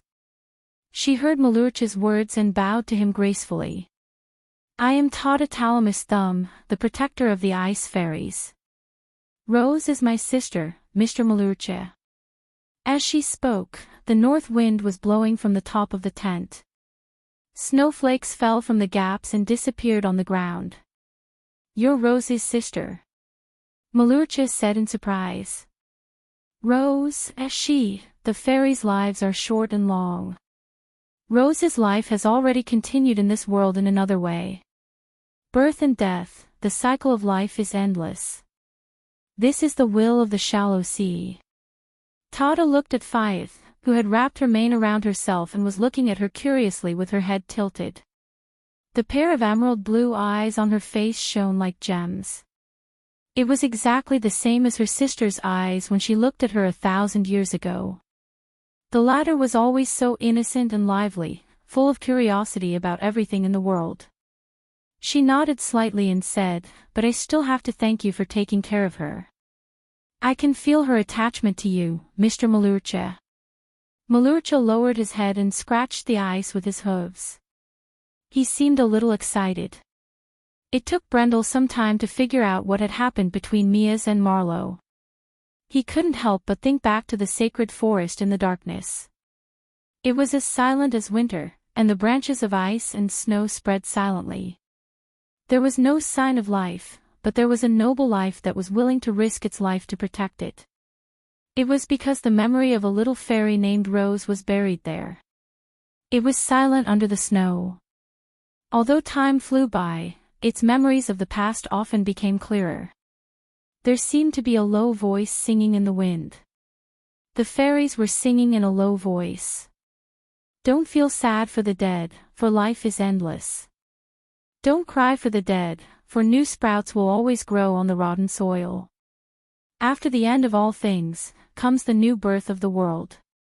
Traveler, please go on, the whispers in the wind accompany you and me. Brando looked at the fairy lady in silence. He believed that this very unique fairy lady had not led them here to confirm news of her sister. The appearance of the elven queen of the Ring of the World and the sage Elaranta's projections explained many things. This was an unexpected meeting, and the key was why he was the protagonist of this meeting. Furthermore, the lifespan of fairies was short. Of course, light fairies with elemental rank like Tanya were an exception, but from the description of this fairy lady, she should have lived for thousands of years. Even as the light fairies with the longest lifespan, this was outrageous, not to mention that she wasn't one. Brendel could not help but think of Elaranta. As a mortal, this sage had obviously lived for too long. Brando turned his head to look at White Mist on his shoulder and saw that the latter was frowning slightly. He looked at the fairy lady again. Tada's expression was still indifferent, as if she would not take the initiative to speak if he did not speak. Brando had to ask softly, Miss Tilias, are you the one who wants to see me? Are you the sage of the port of Everwinter? Tada spoke softly. Her voice was ethereal and calm, as if it could soothe the anxiety and uneasiness in people's hearts. I am the protector of Quilinthe. I came here 1,000 years ago because of an agreement with Sir Odin. After Master Manlin left, I am the only sage here. Quilinthe is in the south of the shallow sea. That is the home of fairies, Mr. Brando. She added. You know me. Brando immediately realized that he had asked a silly question. Sure enough, she looked at the elven queen and did not answer. Unlike the other fairies, she did not seem to like to talk. She was so quiet that it made people curious. Brando frowned again and asked, what is the agreement between you and the Dark Dragon? Can the sage of the Termosai people also be non-Termosai? White Mist on his shoulder answered his question. She replied softly, the most important thing is the inheritance, but very few sprites will become wise ones. Her words were self-evident. With the sprites' cheerful personalities, it was obvious that no one would think that they were reliable. Even Lady Tanya, whom he met among the Bugas, was full of all kinds of mischief ideas. But this fairy lady in front of him was clearly different. Just by standing there, she gave people a different feeling. It was as if she was a thick book, quietly opening its pages for people to read.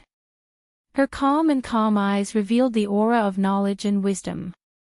Lady Turlias is the blessed of the crystal. Her memories include 1/3 of the knowledge in the World Library. In fact, she is not only the sage of the port of Everwinter, but also an omniscient sage of the entire Termosai world. The Elven Queen's projection smiled and explained to Brando. Brando hurriedly nodded at her, but then he saw a little girl poking her head out from behind the Elven Queen. She grabbed her mother's skirt with one hand and pressed her lower eyelid with the other, making a face at Brando. Hypocrite, you betrayed me. The naughty little princess angrily shouted. Emily. The Elven Queen could no longer maintain her dignity. She angrily scolded the future Princess White, which was now the nickname of the naughty little princess, and angrily chased her to the back. Go back to your room. Guards, take the princess away. Brando's forehead was immediately covered in cold sweat. But what really affected his mood was not the naughty little elf, but the Elven Queen's words. He could not help but take a few more glances at the quiet fairy lady. The World Library was the treasure trove of knowledge in Ebabel Fortress. After the Tower of Babel fell apart, the knowledge and inheritance in it were completely lost on the earth. For thousands of years, some people might occasionally find a word or two in it, and the knowledge they obtained would be unprecedented, and they could even build a new civilization on the earth. Two men had only obtained the inheritance of the elemental circle from a fragment of the war slate, and thus established the modern magic system. He could be said to be the mentor of all elementalists and wizards, but the knowledge he had was not worth mentioning in the era when Babel Tower still existed in the modern world. But now someone told him that there was still someone in this world who had 1/3 of the knowledge in the treasure vault. And the person who held the key to the knowledge vault was, in his impression, an individual of the fairy race who was not very smart, an ice fairy. When he looked at the fairy lady again, it was as if he was looking at a library floating in the air. This library was probably more majestic than the white tower of the silver bugas. It included all the knowledge and inheritance on the earth today. It was even more than that. I recognize you. White Mist suddenly jumped down from Brando's shoulder at this time. She landed on the ground and looked up at the others. White Mist stared at Miss Totatilla's thumbs and muttered to herself, "You are the Holy One." The fairy lady nodded quietly. "I am one of the 7 Holy Ones, Madame Mosikisis White Mist, one of the ancient saints of the witches." "I don't remember that clearly," White Mist replied. "Let me think, you are Alanta." "Who are you?" "In that era, I was called Leia." The Elven Queen replied. "It's you. You are the daughter of the great druid of the past." White Mist looked at her with sparkling eyes. "I recognize you." The Elven Queen smiled and nodded.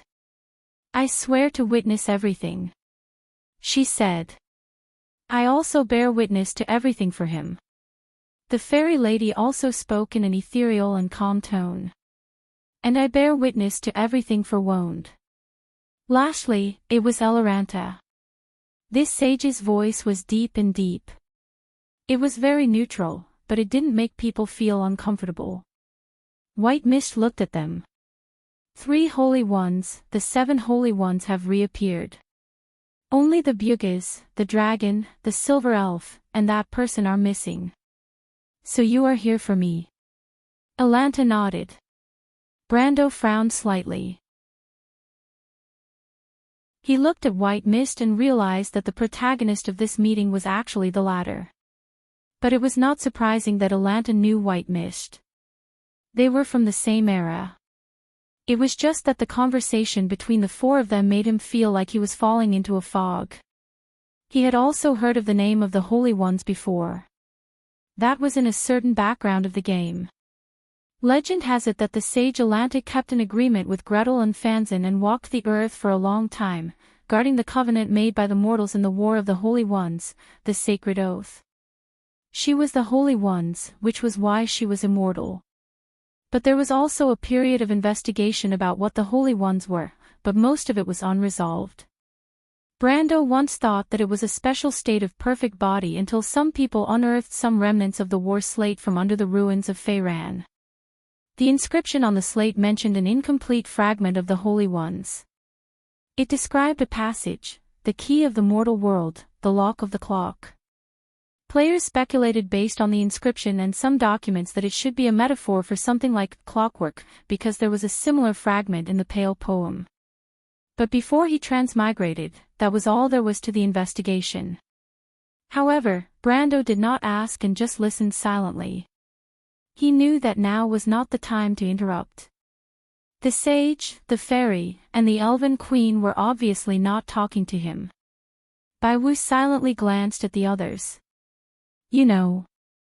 We knew from the moment the Dragon Queen Gwendolyn entered the elemental world." "Miss Tilius also found clues from her knowledge," the Elven Queen replied. "The tree herders deceived all of us. This is the negligence of the Holy Ones. That is why we came to you for help," Alanta also said. Brando could not help but look at White Mist. He did not expect the sage to ask her for help. White Mist looked around at everyone and replied, "It's not your fault. After all, only a few people know the true identity of the baby girl. However, the Circle of Ashes has been planning for this for thousands of years. Perhaps they will succeed." "She can't succeed," the fairy replied calmly. "Although Gwendolyn deceived everyone, she can't deceive the Twilight Dragon. Odin has already seen all of this. If that's the case, why did he make a promise with you for 1,000 years?" White Mist stared at them and asked. Alanta was silent for a long time. Then she slowly said, "Because he has been waiting for that person, the destined person in the Pale Poem's prophecy, but that person still failed." The fairy waited for the sage to finish before continuing. "The Twilight Dragon's will in the baby girl's body is a conspiracy." The Circle of Ashes did not find any relevant words in the documents of the sage. They may have been deceived. Mr. Odin has long suspected that this is the reason why the Ancient Council did not execute the baby girl. Unfortunately, he did not have time to reopen the Truth Council. The White Mist looked steadily at her, and at Alanta. "If it weren't for you, this wouldn't have happened. The War of the Holy Saints was instigated by Mr. Odin. The Flaming Blade, the Sacred Wind Empress, the 4 holy artifacts, were all given to us by him." Alanta replied softly. "The prophet in the Valley of the Holy Saints was Teacher Tumun, wasn't it? Because he is a fool. Mr. Odin is not ignorant, because he knows that the power of the gods has declined. If the level of order in Wone is not reduced, the twilight will come." White Mist jumped up as if she had been pricked by a needle. She stared at Alanta uneasily. "You know, I have 1,000 years to remember, and I will always remember those sad memories," Alanta replied slowly. "Mr. Odin stood guard for us for the last 1,000 years. Now that the gods have long left, the mortals will have to rely on themselves to save themselves." She looked at White Mist as if looking at a time in the past. There were many riddles in that time, but they had all been solved one by one. "You want to stop Gwendolyn? Stop the twilight from coming?" White Mist asked. "Do you know what Odin paid for this?" The Elven Queen was silent. Alanta nodded. "The mortals are not ready for the final battle. We must not let the Twilight Dragon come early. This is Mr. Odin's will." "But have you ever thought," White Mist asked, "after you die, everything about the past may be completely lost, and the mortals will never have a chance to return to that era. But sometimes, some people have no choice. Like him." "Like Mr. Odin," Alanta replied. "Well," White Mist nodded, "I admit that sometimes the world does need some fools, but now my ability is limited. You have to come up with a plan yourselves. What are you going to do?" "The wise ones and I cannot enter the elemental plane. Once we enter the elemental plane, the Dragon Queen Gwendolyn will immediately notice," the Elven Queen replied. "We need someone to bring the keystone into the elemental plane." "Who?" "This fairy lady." White Mist shook her head. "She can't. She can't pass through the mountain of quenching storms. You'd better find a Termosian to go with me." "A Termosian will not enter the mountain of quenching storms," the fairy lady replied. "Actually, we have already found a good candidate." "Who?" White Mist asked. Alanta, the fairy lady, and the Elven Queen turned their heads at the same time. Brando frowned as he pondered over the meaning of these words, but suddenly he felt the eyes of the 3 ladies fall on him.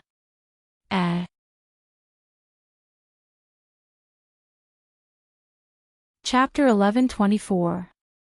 "Are you talking about me?" Brando was slightly stunned. The Elven Queen nodded slightly and replied, "Mr. Brando, your intention here is to stop the Dragon Queen Gwendolyn and rescue the Roman lady. We have the same goal. As long as you bring the keystone to the Earth Elemental Realm, we will have the opportunity to teleport to the Dragon Queen Gwendolyn's side. We will then have the opportunity to stop her ritual and prevent the Twilight Dragon from descending into this world." Brando's heart skipped a beat, but he did not show it on his face. He asked calmly, "Your Majesty, can the descent of the Twilight Dragon be stopped?" The Elven Queen looked at Totatila's thumbs. The fairy lady, who seemed to have never woken up, thought for a moment and replied, "Theoretically, it is possible. Gwendolyn may choose to open the 3 nodes, Pi Alpha Nu Delta Omega Sigma Alpha, Pi Alpha Nu Delta Omega Sigma Alpha, and Pi Alpha Nu Delta Omega Rho Alpha, causing the mana to collapse in waves. If we can find the frequency pattern of the 3rd layer's resonance and cut off the 7th to 14th ring points, as long as we can occupy the passage for 4 units of time, we will have the opportunity to intervene in the ritual. The prerequisite is that we must be very close." Brando felt as if he had heard a heavenly book. Even his head felt as if it had swelled up. At this moment, he finally remembered why he chose to be a warrior and not a wizard. The Elven Queen could not help but shake her head with a bitter smile. "Miss Tata, please be concise," she reminded. "Oh." The fairy lady made an "oh" sound and touched her forehead with her hand as if the question had troubled her. But after thinking for a moment, she finally found an explanation that even a normal person with a dull brain could understand. "Simply put, it is possible, but not certain. There is probably no more than a 30% chance. If we can go deeper into the Pi Alpha Nu Delta Omega Sigma Alpha layer to analyze the specific direction of the mana flow, we may be able to analyze which law she is using. Perhaps we can increase the chance of success by 5%. But this will take more time. Do you know the Pi Alpha Nu Delta Omega Sigma Alpha layer? The Pi Alpha Nu Delta Omega Sigma Alpha layer is the lowest layer of the law of Tiamat. It is composed of a layer of formatted mana. It is, stop." Brando raised his left hand and made a stop gesture, stopping Miss Sprite from continuing her work. He did not want to feel like a primary school student if she continued. "I think I understand, but I have another question. What should I do?" The Elven Queen continued, "Lady Eloranta will make a keystone. Mr. Brando, take this keystone and pass through the mountain of ceasing storms. Enter the elemental world and find the Dragon Queen Gwendolyn and get as close to her as possible. Once we have the coordinates, we will immediately teleport over. And then, do we join forces to stop the ritual?" Brando asked. He had come into contact with keystones both in the game and after coming to this world. It was divided into 2, and it was actually a spatial anchor point that could transmit spatial coordinates in both directions. The royal family of Covardo's fleet used it for positioning and teleportation. However, the teleportation of the fleet required a spatial magnification circle, which was much simpler for Eloranta and the others. The Elven Queen shook her head. "It's not that simple. Once the ritual begins, even killing the Dragon Queen Gwendolyn will not help. It will only make things worse. We have to intervene and interrupt the ritual first. We can only rely on Lady Tilia's calculations. You plan to invade the Pi Alpha Nu Delta Omega Sigma Alpha layer and interfere with the Dragon Queen Gwendolyn's ritual from the direction of the flow of mana." Brando suddenly remembered something when he heard the word calculations. In fact, he was not completely ignorant of mystical knowledge. Although his knowledge of more advanced knowledge and the magic network was almost zero, he still knew some of the basics. The law of Tiamat was divided into 7 layers. The Pi Alpha Nu Delta Omega Sigma Alpha, Pi Alpha Nu Delta Omega Sigma Alpha, and Pi Alpha Nu Delta Omega Sigma Alpha were its lower 3 layers. The Pi Alpha Nu Delta Omega Sigma Alpha layer filtered the dark mana and transformed it into orderly power. The Pi Alpha Nu Delta Omega Sigma Alpha and Pi Alpha Nu Delta Omega Sigma Alpha layer were the distribution layers. The former classified the mana, while the latter determined the final flow of mana to the last 4 layers.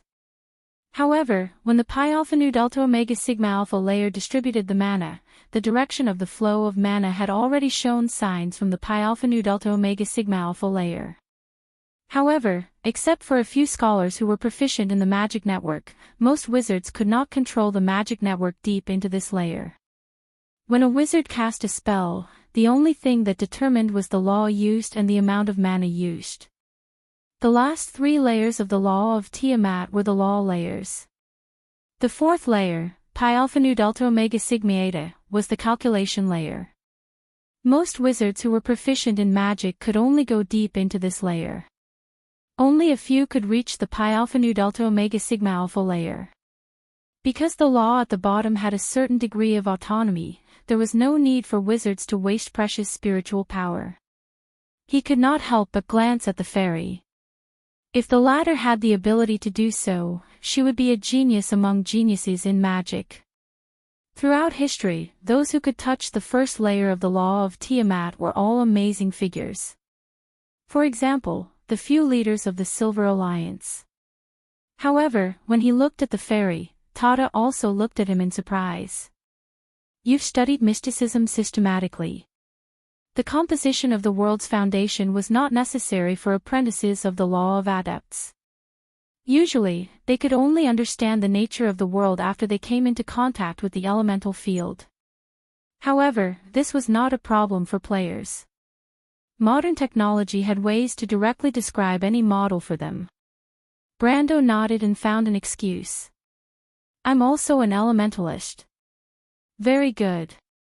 The fairy nodded approvingly.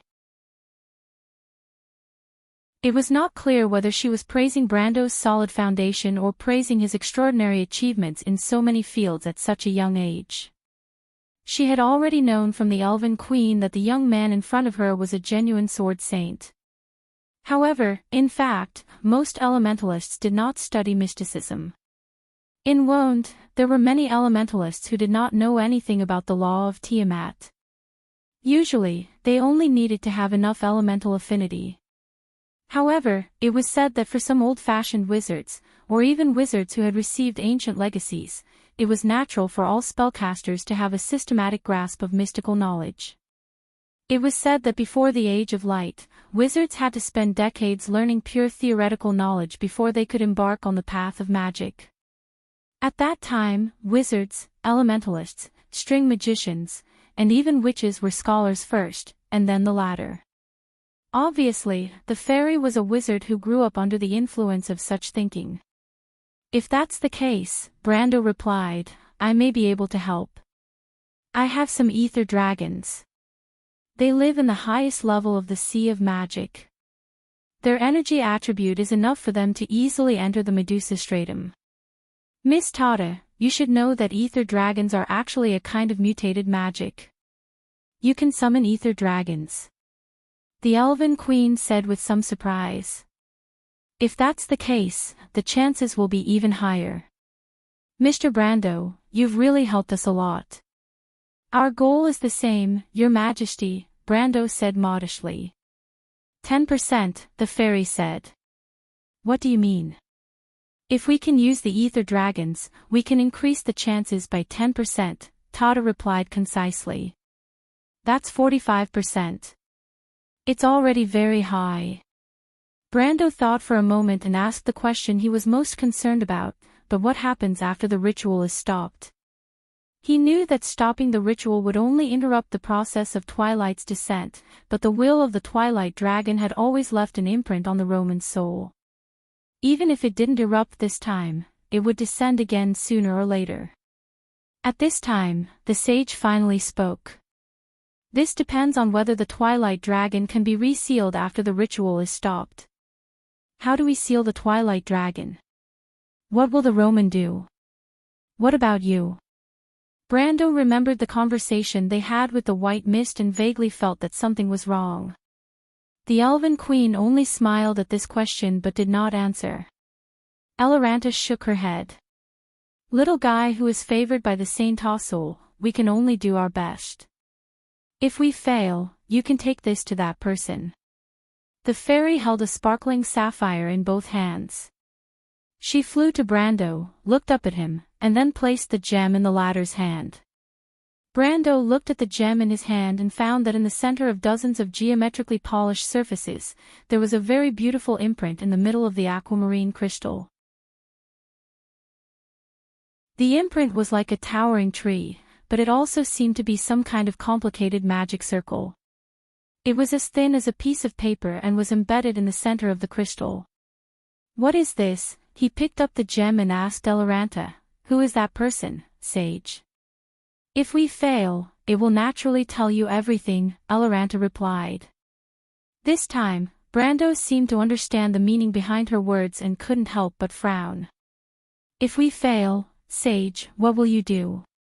If we fail, at this time, the white mist jumped back onto Brando's shoulder and whispered, no one will be spared, Brando. Brando was slightly startled and then understood.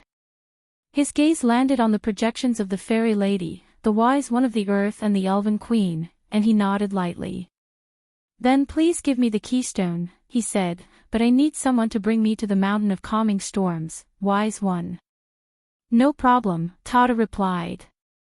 Elder Cobb will arrange the fleet, but if you need a guide to the mountain of ceasing storms, there is actually a better candidate here. P.S. I'm done sorting out my thoughts. The first update is here. The next update depends on whether it will be at noon or in the afternoon. Speaking of which, students, last month's update was pretty awesome, right? Please give me monthly votes. Please give me more. This month, I will be just as awesome. Can I fight for full attendance? Also, I recommend the Silly Moon Breeze's new book, The Silent Crown, but his standards are still very high. You should know it well, so I won't go into detail.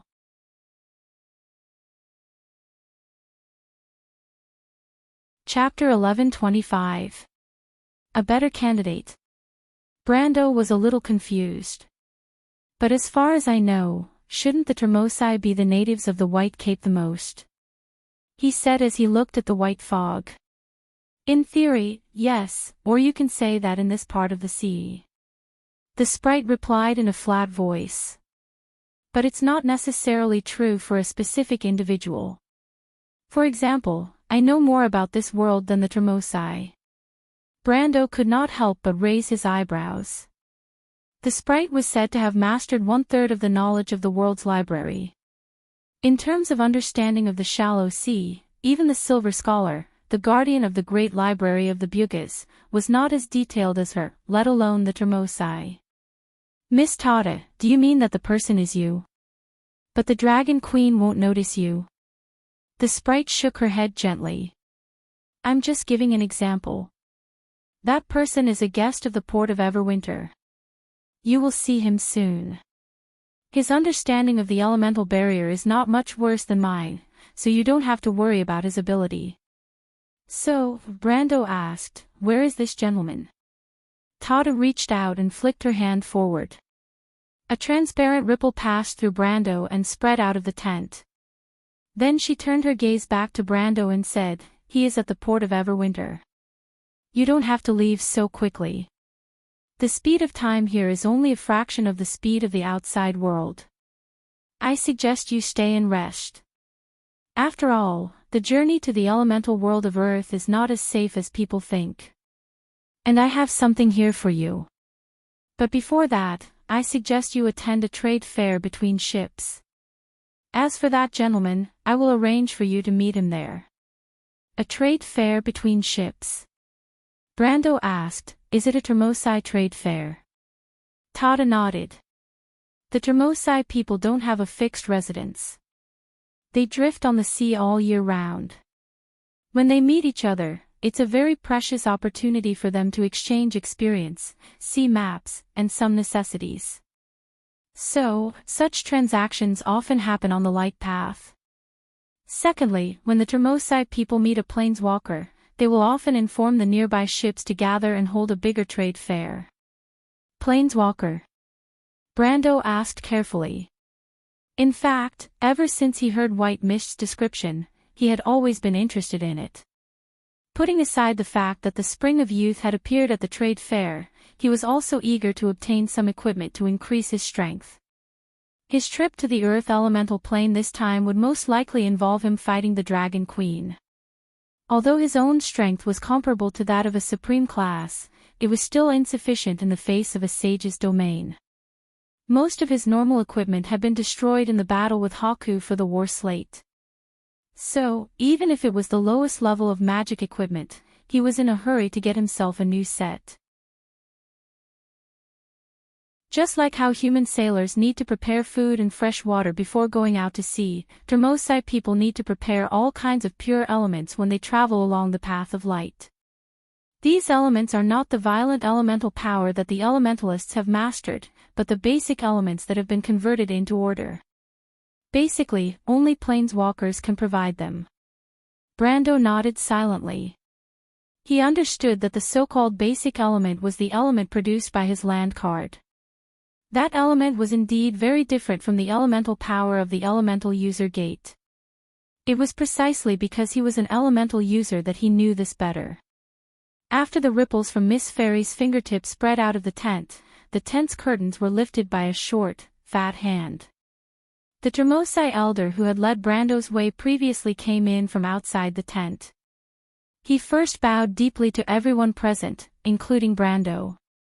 It was as White Mist had said. In the eyes of the Termosai people, the status of planeswalkers was no lower than that of the wise ones, or even the wise ones. Then, the elder straightened his short, fat body and looked at Miss Fairy. "Elder Keb, bring Mr. Brando to the Holy Church for a meal," Tata said to him. "Also, arrange for the fleet. We have to set off before the 7th month, at least through the Sea of Mist before then." The Termosai elder, who was called Elder Keb, nodded, but his short, fat hand did not leave his chest at all. He only turned his body sideways and bowed to Brando, making a very human gesture of please. Even though Brando did not understand the Termosai people, he understood that this obviously human etiquette was obviously not something they should have. The elder did this only to express his respect for him. He hurriedly whispered his thanks. But before he left, Brando bowed to the wise ones and the Elven Queen again. This bow had nothing to do with his identity, but was purely to express his respect for them. He clearly understood what they would have to pay in order to seal dusk. "Mr. Brando, I wish you success in advance," the Elven Queen said with a smile. "You will definitely save the Roman lady." Eloranta also nodded slightly, and then the two figures gradually faded until they disappeared. Miss Fairy turned a blind eye to this scene. She just waved her hand gently, indicating for Elder Keb to take the ladder away. The wooden deck of the cabin was narrow and dark, slowly tilting to one side.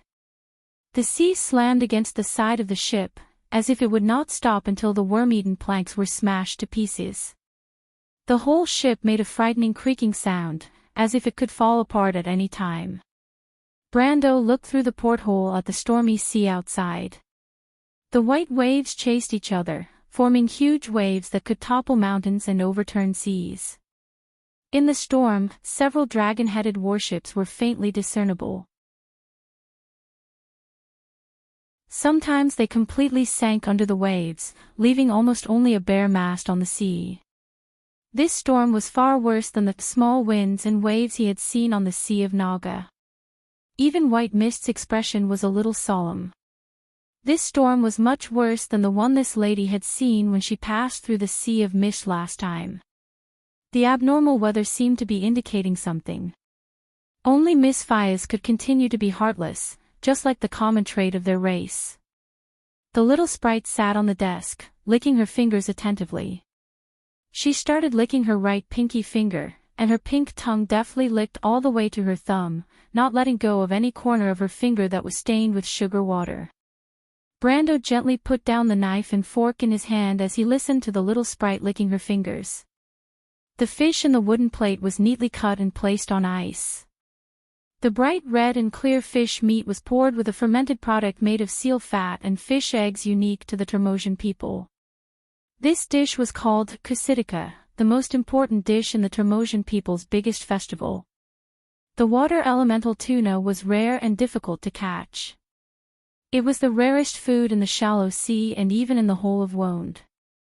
The meat of the elemental tuna was plump and tough, with a hint of cold freshness, and left a rich aftertaste. As for the fermented sauce of the Termosian people, it was a matter of opinion. The sound of horns came from outside the window, and Brendel turned his head. Out of the corner of his eye, he saw the Termosian warships emitting beams of light. These beams of light broke through the wind and waves, penetrating the turbulent waves and the dark sea, shooting into the rain and fog ahead. What happened? Halrin could not help but ask. The Termosai acted quickly. It only took them a few hours to organize a large fleet. However, the fleet did not head directly to the end of White Cape. Instead, they sailed north. The port of Everwinter had informed the nearby Termosai fleet to attend the trade fair. The trade fair was said to be held in the Bone Sea, a part of the sea north of the port of Everwinter that was shrouded in storms all year round. Brando did not know why the Termosian people would choose such a place for the trade fair. In his opinion, such a trade fair should be in an area with calm seas or at least better weather conditions. However, he rarely guessed the actions of these natives, just like now. White Mist scooped up a shallow sea crab with her claws and put it into her mouth. Waves of rich water elemental energy emanated from under her fur. She closed her eyes in comfort and replied, "We're almost there. They're notifying the nearby fleet. Fleets from other clans." White Mist nodded. Why would they choose such a place to trade? Brendel furrowed his brows as he looked at the storm outside. The dark clouds in the distant sky almost reached the sea, and the dense lightning bolts intersected with the waves, illuminating the sea. It was a spectacular scene, but people who were in the middle of it would not think so. They would only feel that a great disaster was coming, as if the end of the world had arrived. Although Brando was slightly better, he was still not used to it.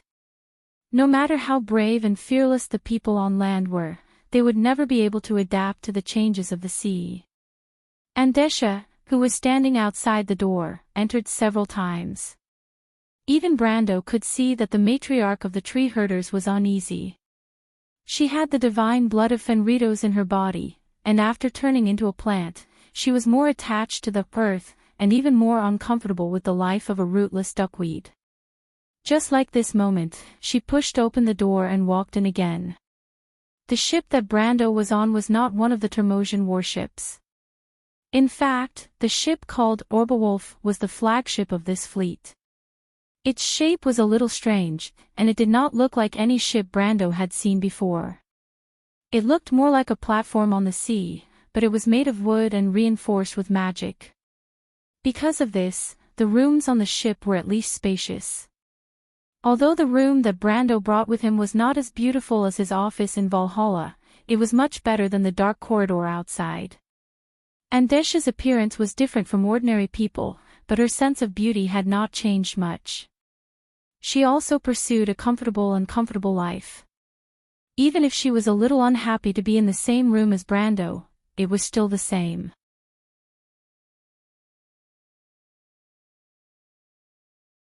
Chapter 11:27. That's the tradition of the Termosian people. They believe in nature and spirits, and they worship powerful natural forces like storms and lightning the most.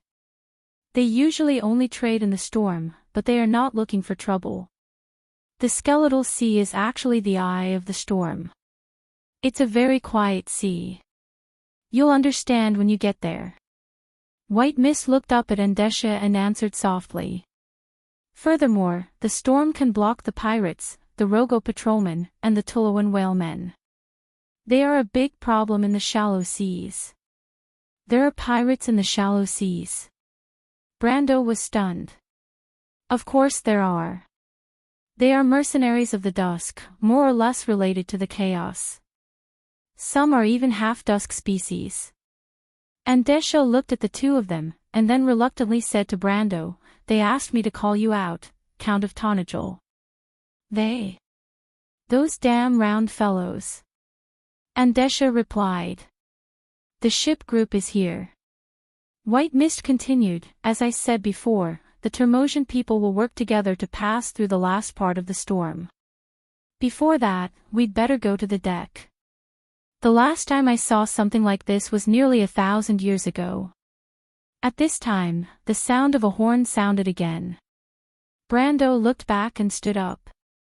At this time, a huge wave came from the front, and the Obwolf was thrown to the highest point of the wave, causing the cabin to tilt to one side. The little fairy was caught off guard and rolled to the corner of the table. Brendel hurriedly reached out to catch her, but the wooden plate on the table flew up and a piece of tuna meat accurately hit her little face. With a smack, it stuck to the little fairy's face and covered it tightly. Ugh! Help! Brando was amused as he removed the meat from her face. She was pale and gasping for breath. "Are you all right?" he asked. "Not really. To be exact, it's very bad. I remember that the shallow seas were not like this before." "You've been to the shallow seas before?" "No, but it's all in my memory. It's all the same, you know." Brando nodded. Aside from the fairies, the other three, Brando, Andesha, and White Mist, were able to move as if they were walking on flat ground. It was as if they were not affected by the uneven ground.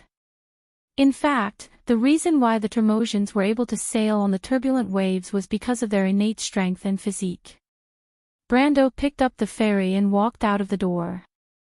As soon as he stepped out, he saw the short and fat elder Cobb. The latter bowed respectfully to him. "Please follow me, Master Planeswalker." His gentle voice immediately appeared in their minds. Brando nodded and followed along with White Mist. Andesha hesitated for a moment before she wriggled her lower body and chased after him. The corridor was pitch black. The seawater that had seeped in from an unknown source flowed on the floor like a stream. Cold droplets of water dripped from the ceiling. It didn't feel like they were on the lower deck of a sailboat, but more like they were in a leaky submarine. The few of them waded through the water. White Mist looked at the water on the ground with disgust and carefully stood closer to Brendel. She raised her claws and water droplets kept dripping from her soaked fur. Then she heard Brendel's question from the side. "What are the saints, Mistress White Mist?" "They are immortals. I don't know the details.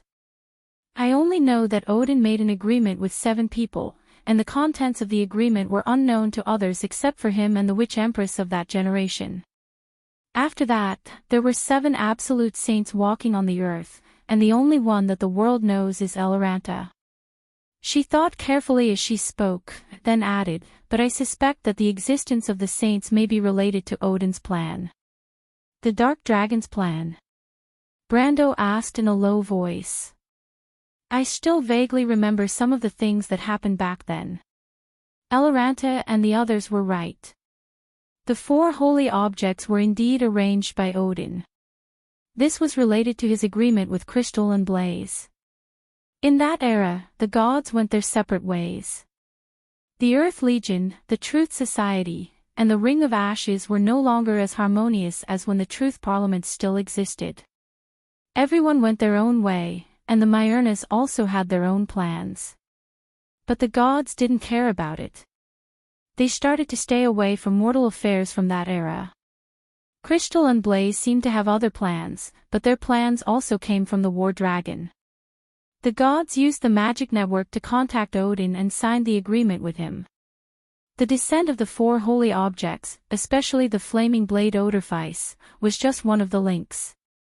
At that time, everyone was involved in this game, racing against time to prove that they were right. Odin knew more than anyone else. For example, the existence of the baby girl. At the end of the Empire, I often felt that he was very confused. He often thought about some problems alone.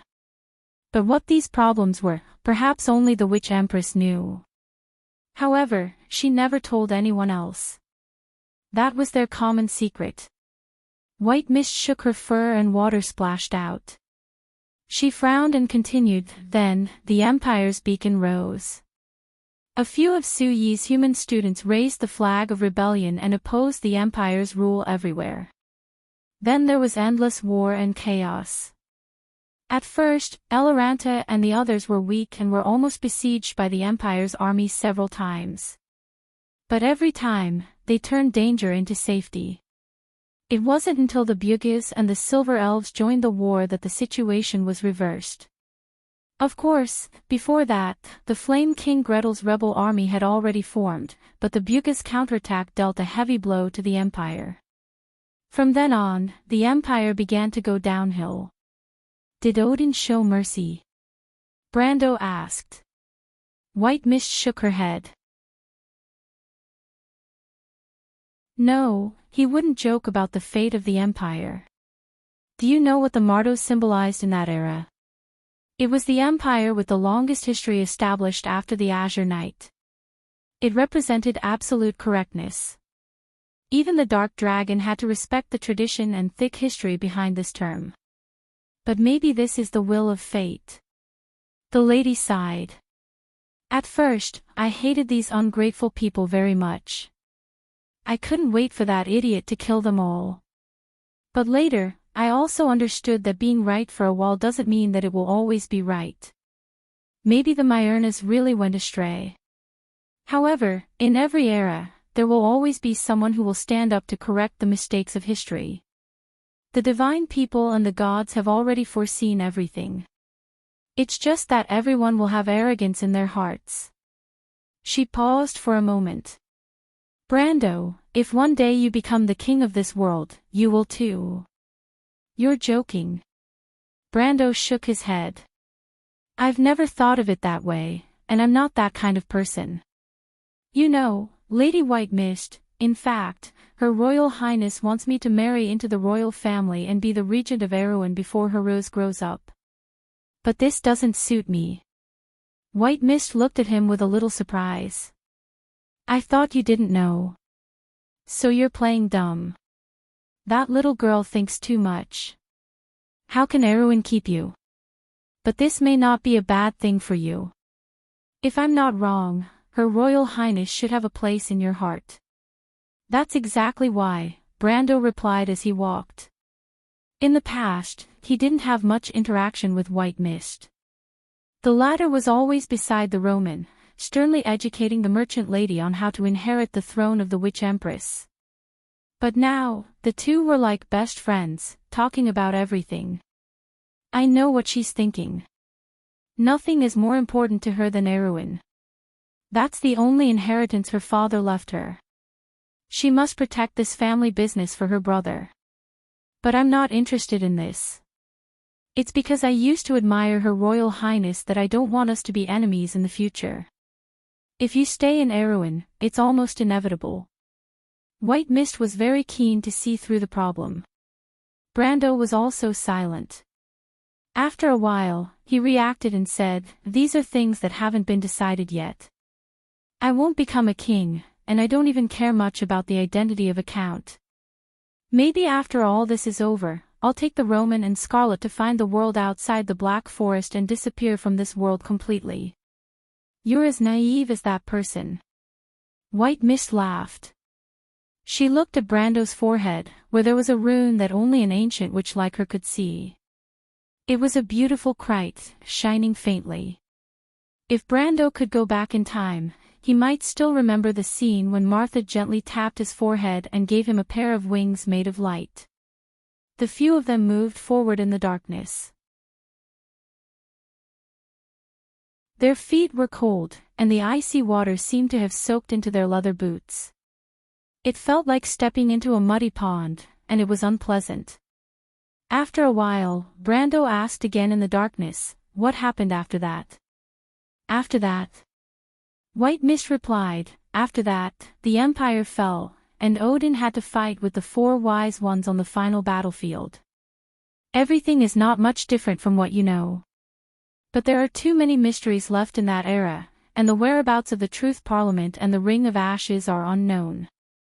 Only Odin knows that the era of mortals has come, and the transitional period of the Myrna dynasty that has existed for thousands of years will finally end in his hands.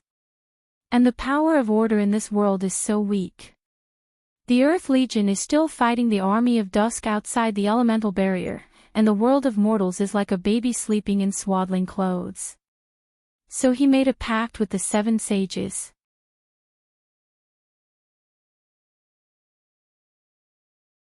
Chapter 11:28. Promise. White Mist nodded. Although we don't know the content of this promise, we can see some clues from Elaranta's performance today. The constant weakening of the power of order should be the plan set by the Truth Parliament, and this is also the reason for the mortal era. But the Truth Parliament, including Odin himself, is fond of the legend in the Pale poem. If a hero like the Azure Knight is born among the mortals, maybe he can decide the direction of the world's fate. Until the last moment, they still hope to return to the past when their parents still existed in this world. The chosen one is the Silver Queen? Brando asked. White Mist looked at him again. Maybe, maybe not. But regardless, Constance being toyed with by the Ring of Ashes means that the last hope of the Truth Symposium's reopening has been shattered, and after the 7 holy sages have witnessed this, it is time for them to correct history. Correcting history. This proposition was so big that Brando felt a little incredulous. Simply put, Odin left a glimmer of hope for this broken world. Otherwise, the war between the Myrnas and the 4 sages would have split Wond into 4 or 5 pieces. In fact, he didn't even call back the Earth Legion that was fighting the Dusk species outside the elemental barrier. On the final battlefield, he should have taken a step back with the 4 sages. He made a wish that lasted for 1,000 years, hoping to prove that he was right. The 7 sages were his witnesses, but it turned out that he was still wrong. That's it, White Mist replied, of course, this may just be my guess. What do you think? Don't you think it's a joke? Brando was silent for a moment before saying, in fact, it's not that I can't understand. I think Lady Elaranta and the others can't judge right and wrong. They just want to overthrow the rule of the Myrnas. The proposition of fighting against the Dusk is too big for them, no, even for the entire mortal world. He raised his head and looked ahead. They stopped in front of a closed wooden door. Outside was the top deck of the ship. The thin door could not block out the sound of the wind and rain outside. Seawater poured out from the crack of the door and flowed down the stairs like a hanging waterfall. The pale white lightning occasionally seeped into the gaps between the wood, leaving a few long strips of light in the dark passage. 1,000 years sounds very long, but it's still too short for this war. Seriously speaking, I'm not sure if this world can fight against the Twilight Dragon. Not to mention Odin and the others, even I think that it might be better to return to the era when the gods were still on the earth. He said softly, the power of mortals is too weak. How can they fight against Dusk? But we can't go back. The gods have already left. White Mist's eyes reflected Elder Cobb's hand on the door as he struggled to push it open. And the time left for us is so short. If Elaranta and the others can't seal the Dusk, the whole world will face this disaster head-on. She paused for a moment. It was as if she could hear the door creaking open and the sound of the storm rushing in from outside. Everyone shivered subconsciously, even Andesha, who was standing far away, was no exception. And even if it succeeds, White Mist's voice was scattered by the wind and sounded a little intermittent, it will only delay the fate of the world by a few decades. In the future, this world will eventually face all of this. The war outside the elemental barrier has lasted for thousands of years. Whether the Earth Legion still exists or what their attitude towards our world is, no one can say for sure. But no matter what, she replied, at least the future is in the hands of the mortals. Is this Martha's wish? Brando murmured. This is Martha's wish. The storm had completely invaded the cabin and drowned out their conversation. The fierce wind turned the narrow cabin into a whistling corridor, and the seawater smashed into their faces. It was as if what Elder Cobb opened was not a shabby wooden cabin door, but a valve at the bottom of a reservoir. The seawater surged in like a waterfall. The fairy in Brando's hand screamed and covered her face with her hands. Of course, it was useless, and she was soon drenched. However, the others were not affected. Before the seawater could reach them, it was blocked by an invisible force. The silver lines of law flickered a few times, and the seawater shattered and fell on the wooden planks, forming circles of white foam. Elder Cable stood tall in the wind and rain, his long robes soaking wet.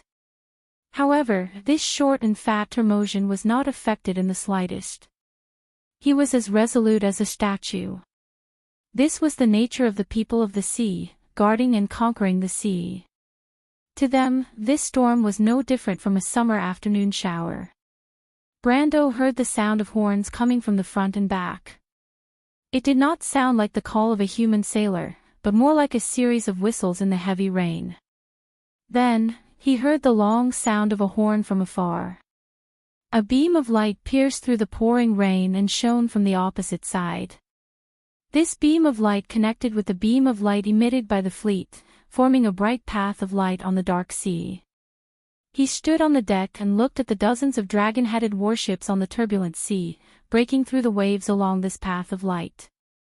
He couldn't help but feel a heroic spirit rising in his heart. He could already see the vague outline of another group of ships in the storm. White Fog said loudly to him, "They are using lights to transmit information, informing each other of the nearby undercurrents and whirlpools. That should be the closest group of ships. There may be several groups of ships of this size nearby." "Is that so, Elder Cobb?" Brando asked the Termosian elder in front of him. The latter nodded and a voice rang in their minds. "That's the fleet of the Dense Fog clan. They've just returned from Ferisa. They've hunted an elite seal. That's a good haul. Ferisa is the ice sea. That is the home of the crystal stag," White Fog said immediately. Brando nodded. Malurcha was not on this ship. Divine creatures were born to lead people out of the wrong path, and the crystal stag was the best guide in the storm. Their identity as planeswalkers was only one of the reasons they were so respected. Malurcha's existence was also important. The latter should be on the dragon-headed warship at the front, leading the way for the entire fleet. "How far are we from the place of trade?" he asked again. Elder Cobb raised a chubby finger. "Less than a chain of light. As long as we pass through the skeletal strait, the storm will stop," he said in their souls. Brando didn't know how far a chain of light was, and White Fog obviously didn't know either, so she didn't speak this time. But what Brando didn't understand was why a strait would appear on the vast sea. He looked around. Although visibility was poor in the storm, he could still see the sea level far away on the horizon, forming a line with the dark clouds. There was no sign of land nearby, much less a strait. However, he soon understood what the Termosian elder meant. A strait rose from the bottom of the sea out of thin air. To be exact, it was like a pair of monster fangs.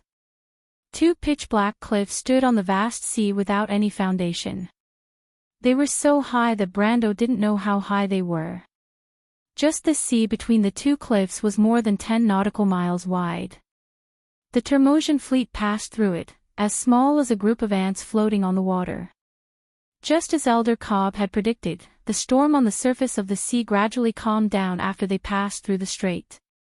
It was as if the storm and raging waves had calmed down after a short moment. The white, silk-like waves calmed down, and the shallow sea returned to its original appearance. The surface of the sea was as smooth as a mirror, and as far as the eye could see, the sea and the sky were the same color. The only unpleasant thing was that the surroundings were still filled with a faint fog. Brendel could see that there were many reef pillars in the fog. These huge pillars were spread out on the surface of the sea, and they were covered with all kinds of huge skeletons. Some of these skeletons looked like they belonged to some kind of huge sea beast or whale when they were alive, but some of them were in human form. They were undoubtedly the remains of some kind of giant. When Brando saw these skeletons, he knew that they had arrived at the skeletal strait. This was the center of the storm. The fleet he saw earlier was approaching from afar. The Termosian fleet looked much smaller than the fleet in Port of Everwinter. Although it also had a few large ships, there were much fewer dragon-headed warships on the periphery, and the flagship was far less spectacular than the one in port of Everwinter. The dense fog clan's fleet slowed down a few nautical miles away from the fleet, maintaining a speed that was almost parallel to the Everwinter harbor's fleet. But soon, Brendel saw a warship with a dragon's head coming out from the fleet and closing in on them. When the dragon-headed warship came closer, Howren could see the crew clearly. It was very different from the crew of the port of Everwinter. There were very few sprites or other shallow-water natives on the ship. They were all Termosians, but their attire was slightly different from the Termosians in port of Everwinter. Except for one person who wore a long robe, the rest wore thick fur coats and had different tattoos on their bodies. Elder Cab pointed to the Termosian in the long robe and said, "That is the Elder of the Mist. They are very close to us. Miss Toddy used to study in the Mist clan when she was young, and the Elder of the Mist was half her teacher." Brando nodded. Some knowledge could only be understood outside the home. This was the so-called travel 10,000 miles, read 10,000 books. The fairy knew so much about the shallow sea and was so knowledgeable. Other than being a saint, she must have been to many places when she was young. And for a student to be more capable than a teacher, this was nothing to a genius. P.S. Continue to ask for monthly votes.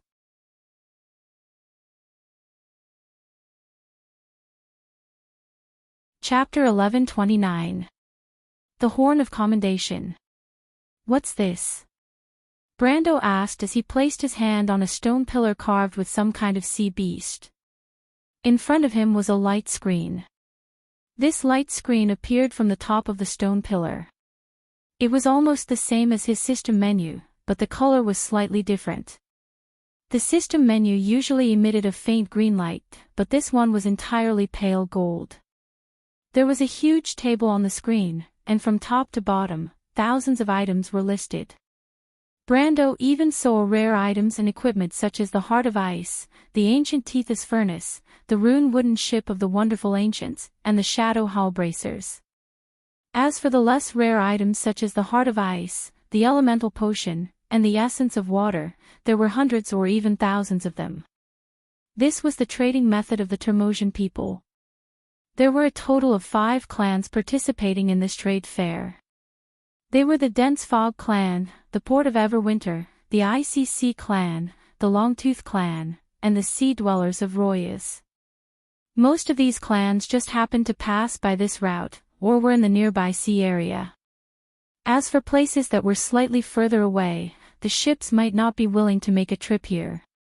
Or perhaps they had already booked the route and were unwilling to easily deviate from it. The pillar that Brando was standing on was the pillar of the Dense Fog clan. Hearing his question, the Dense Fog elder immediately replied, "That is a flute made from the third tooth of a sharp seal. This creature has the ability to control water. This ability comes from its third elemental tooth. Using this tooth to make a flute can control the water element, and even increase one's affinity with the water element." "Can I take a look at it?" Brando asked again. "Of course, respected planeswalker. Place your mind on the item on the disc, and you will be able to see it in detail." Brando glanced at the table again, and couldn't help but be deeply shocked by the wealth that the Termosian people had collected. If the items on the list were real, they could easily build a country anywhere in Wonde. Not to mention a colossus like the Empire, but at least a small country like Erwin wouldn't have any problems. He sorted out his thoughts and refocused his attention on the sharp seal bone flute. In fact, he was very interested in this thing because there was a sea blue water droplet symbol on the bone flute. This was the holy elemental seal that only the top water elemental items would have. If it was an ordinary top-level elemental magic item, the holy seal would only have half a drop of water. If it was a water elemental artifact, there would be several layers of blue ripples around the water droplet. The more blue ripples there were, the higher the grade of the artifact. The holy seal of this bone flute was a complete water droplet, but there were no ripples. This meant that it was a water elemental holy item that was second only to divine artifacts. In the game, it was the highest level of mythical items. Brando hadn't seen many pieces of such equipment even after transmigrating to this world, let alone in the game. His best equipment was only at the level of mythical equipment. Brando focused his mind on the bone flute. What appeared was not the illusion of the sharp seal bone flute, but as he expected, a familiar menu popped up in the system: Heaven's Order, Hofward's Horn of Commendation, Mythical A+, Defense +1, Bloodline +47, Willpower +35, Perception +22. Hofward's Golden Wine. When the wearer uses elemental power, Hofward's Valkyrie will collect golden liquid and store it in the horn. The wearer can raise the horn and drink the golden wine.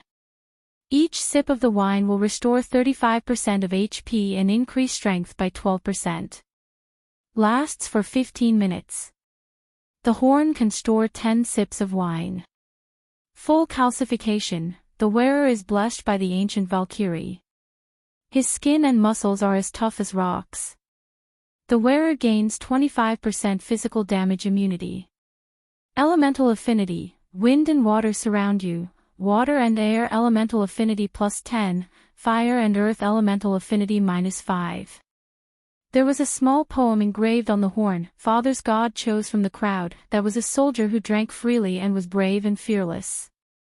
He and they, thunder and lightning, rode the wind and broke the waves.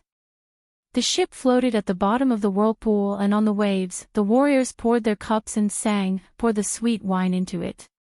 That was a soldier who drank generously and was brave and fearless. They brought back glittering gold and silver and jewels, asleep in the land of dreams, under Hofward's tree, the Valkyrie's commendation. Brando was shocked by the attributes.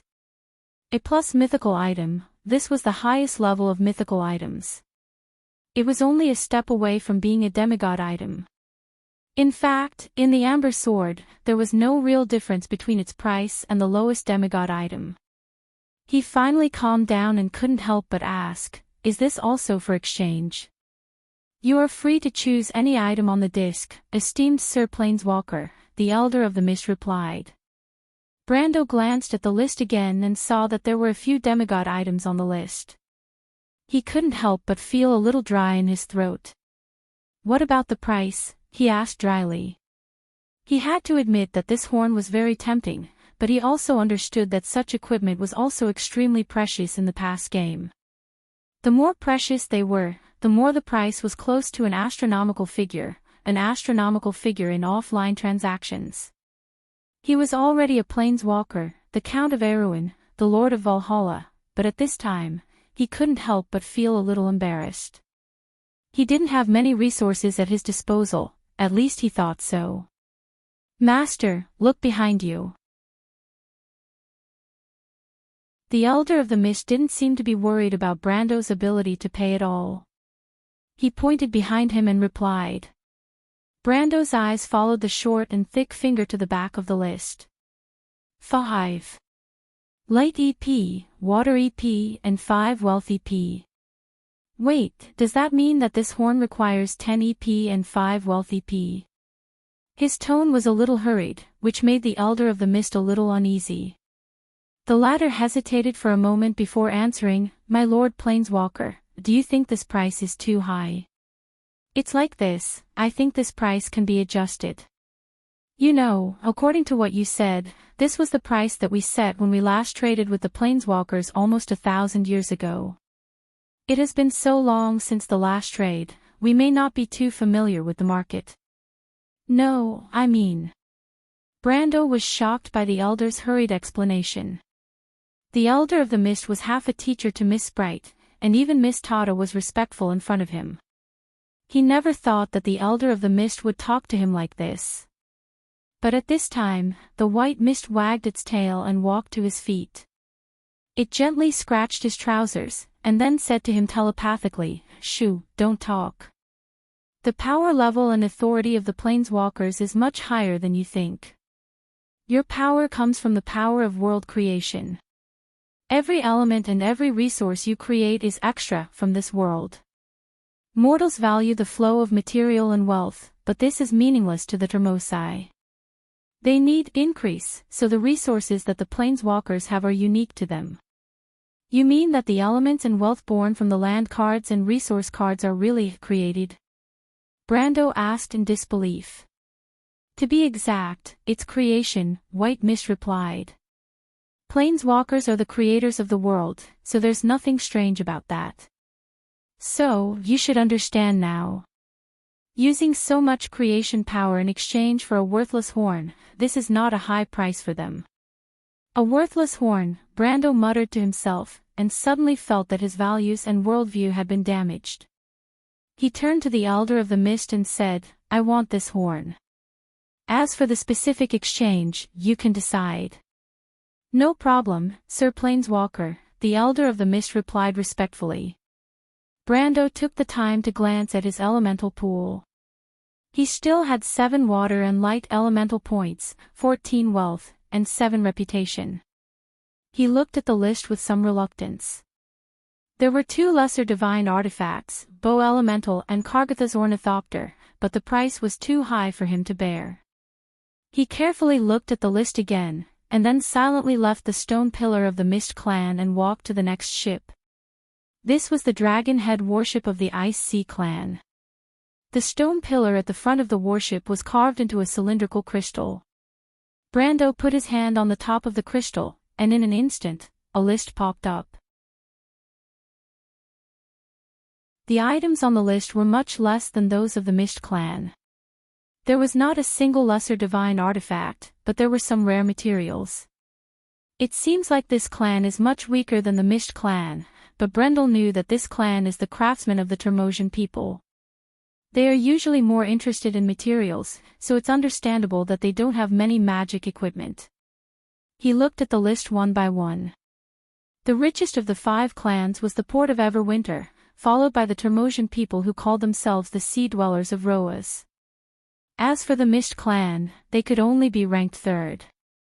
According to White Mist, this clan had a very short history. They had a tradition of hunting elite seals, which was why they could accumulate so much wealth so quickly. In the end, Brando exchanged for a belt called Rex Hide from the Roas people's list. This was a rare piece of mythical equipment. He had seen it before in the game. This belt had a special effect that increased the duration of Berserk. At that time, it fell into the hands of the world's top berserker, and helped him win the individual competition in the Crown of Evergreen tournament. In terms of level, this belt was not as good as Hofward's horn, but it was very useful to Brando because the berserk effect of the War Dragon was also seen as a berserk effect. Rex Hide, Indigo Belt, Mythical D, Defense 2, Constitution plus 33, Strength plus 27, Dexterity plus 12. Rex Wrath, a thought that is becoming clearer and clearer in Rex's mind is boundless rage. Rage is like a mouthful of sharp teeth that can easily cut through steel. When the wearer activates Berserk, or described as Berserk, or similar abilities, the number of uses per day will increase by 1, and the duration will be doubled. Next was a necklace. Heart of the Waves, Fantasy, Defense 3, Strength plus 22.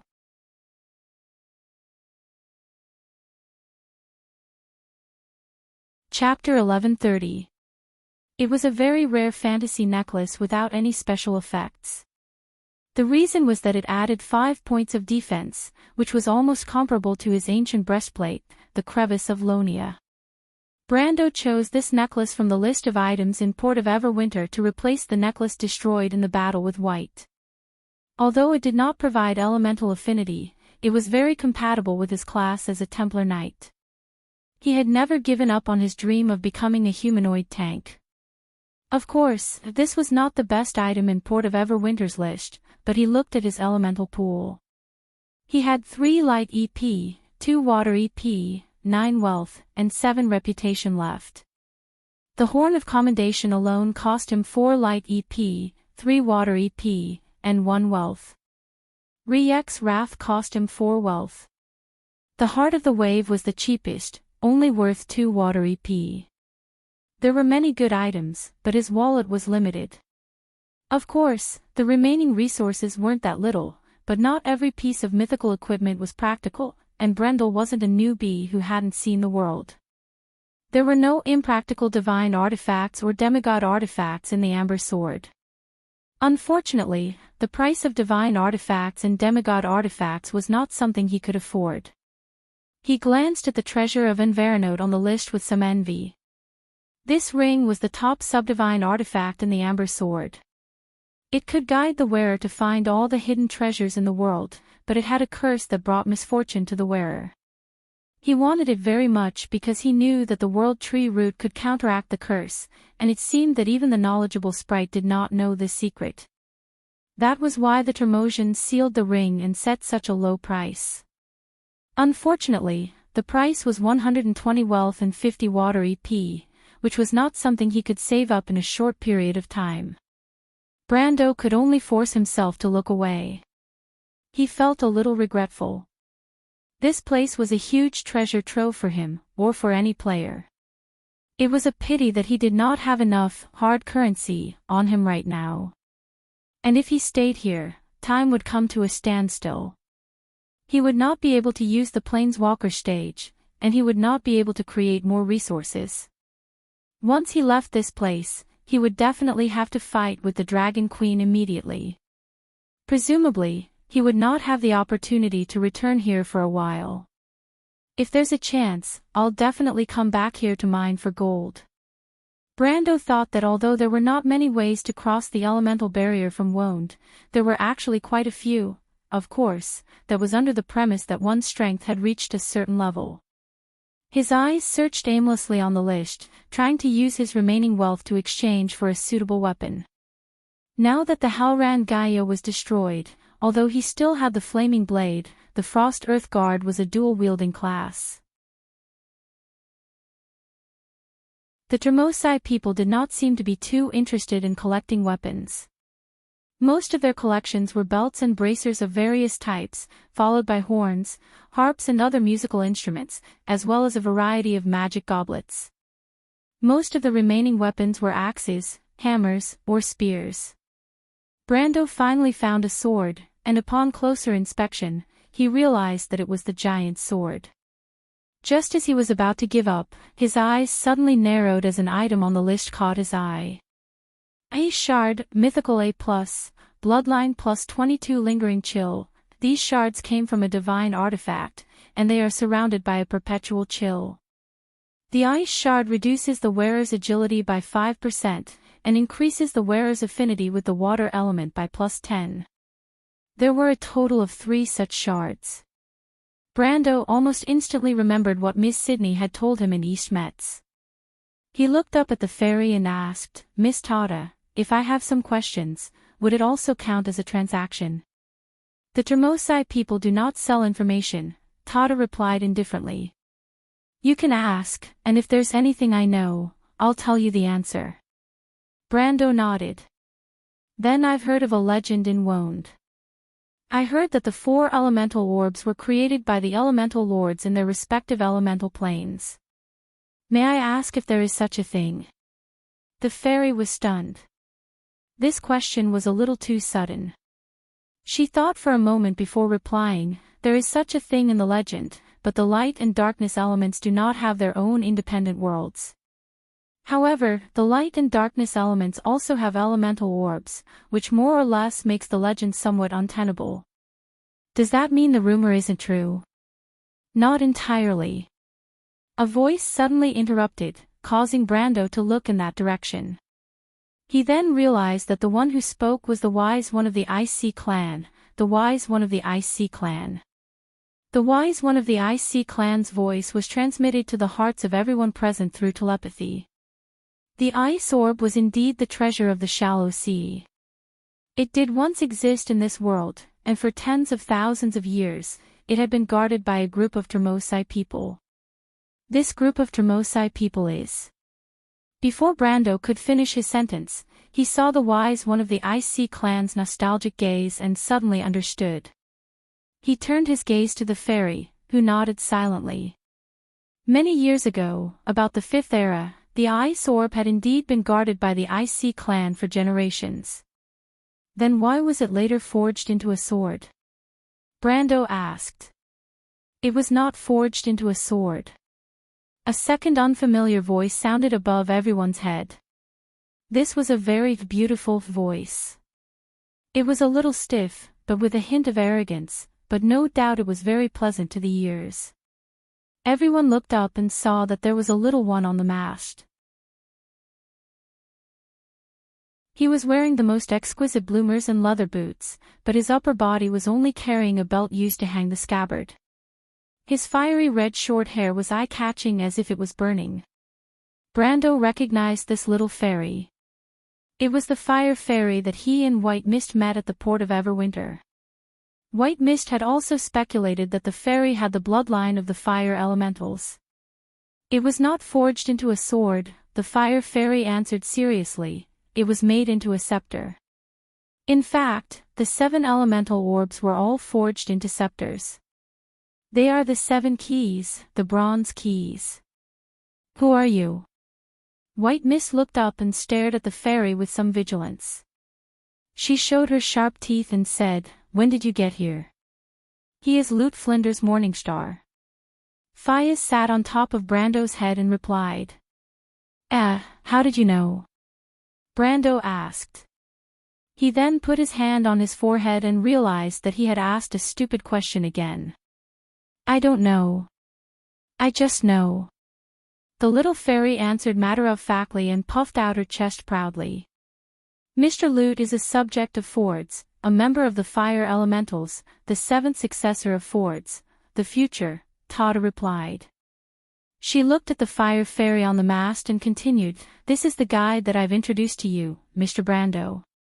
He's going to the Mountain of Quenching Storms."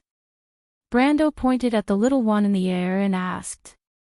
"I'm going to look for the Scepter of Fire."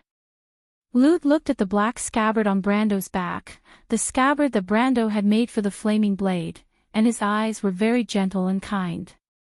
"To prove that I have the ability to succeed the Protector. Although Mr. Lute is only 237 years old this year, he is already the strongest sword saint among the fire elementals," Tada added in a low voice. Although they were only 237 years old, the short lifespan of fairies was only in comparison to the near-eternal lifespan of other elemental life forms. Compared to the weak iron citizens like humans, their lifespans were naturally longer than one could imagine. However, there was no doubt that the learning ability and potential of humans were the best in Woned. Here, Brando, who was not even 22 years old, was already a first-class sword saint and was already half a step into the supreme realm was enough to prove it. Therefore, Brando did not feel inferior. He nodded. "So you want to come with us?" "I'm the one who will take you there," Lute corrected him seriously. "Blessed by the flaming blade, I'm happy to travel with you. You are the will of the golden flame. We will get along very well." However, he looked at White Mist and shook his head.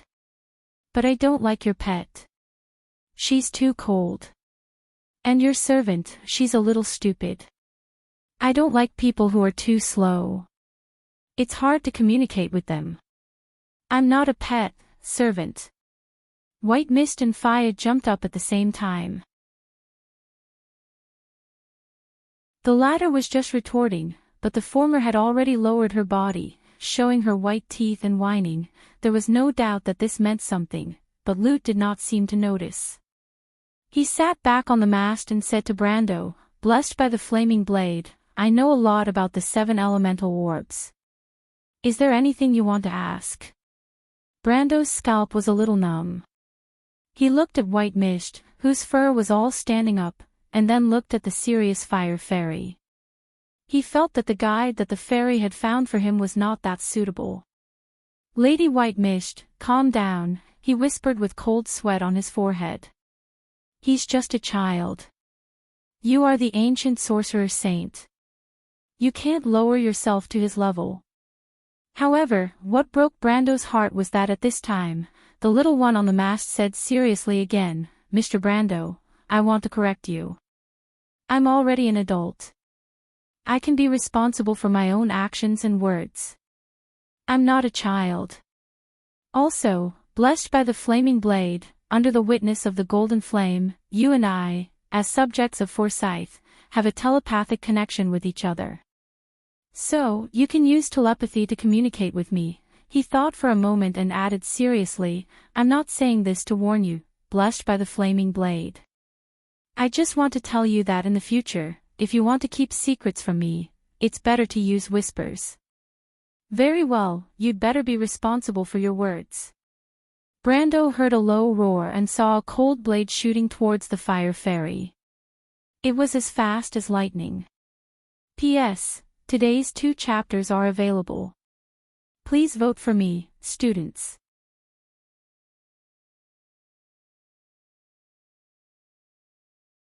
Chapter 1131. Crack.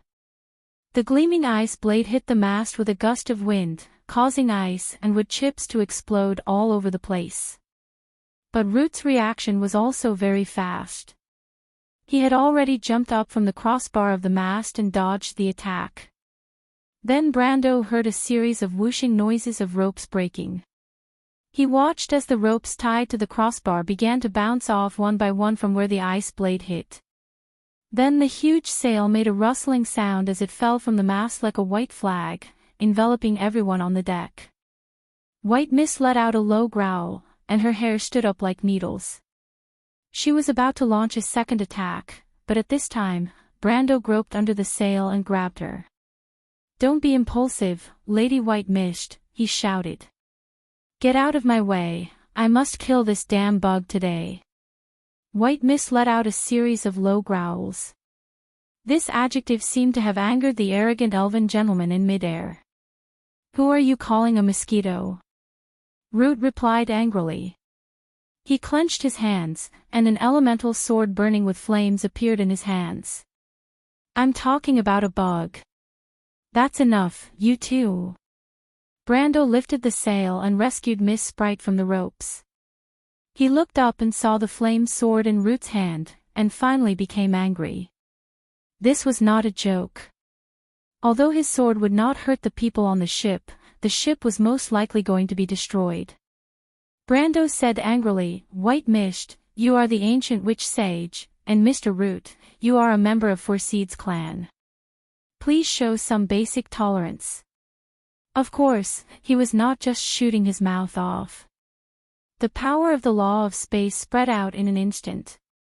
White Mist groaned, and the magic gathered around her dissipated. The fire element in Root's hand was torn apart, and could no longer maintain the shape of a long sword. This is the power of the golden flame. He could not help but show a look of surprise. On the other hand, White Mist pouted. It was unknown whether she was subdued by Brando's violence or moved by Brando's magnanimity. She snorted softly and jumped to the base of the mast, turning her head away and ignoring the others. I'm really sorry. Brando finally had the time to apologize to Miss Fairy. The latter's hair was a little messy, but she just calmly tidied it up. Then, she glanced at Brando, shook her head and replied, It's okay. Soon, the other Termosians climbed out from under the sails. In response to Brando's apology, most of the wise men from the various ships shook their heads, indicating that they did not mind. Only the sea folk of Roa seemed slightly displeased, because the ship was their ship, but they did not show it. Lute flew in the air for a while, and after confirming that White Mist was no longer paying attention to him, he flew back and landed on the mast. He frowned, feeling a little annoyed. In fact, he did not think that he was a person who liked to cause trouble. In the name of the Golden Flame, he did not think that anything he said was inappropriate. At least, that was what he thought. So, he was very angry at being attacked.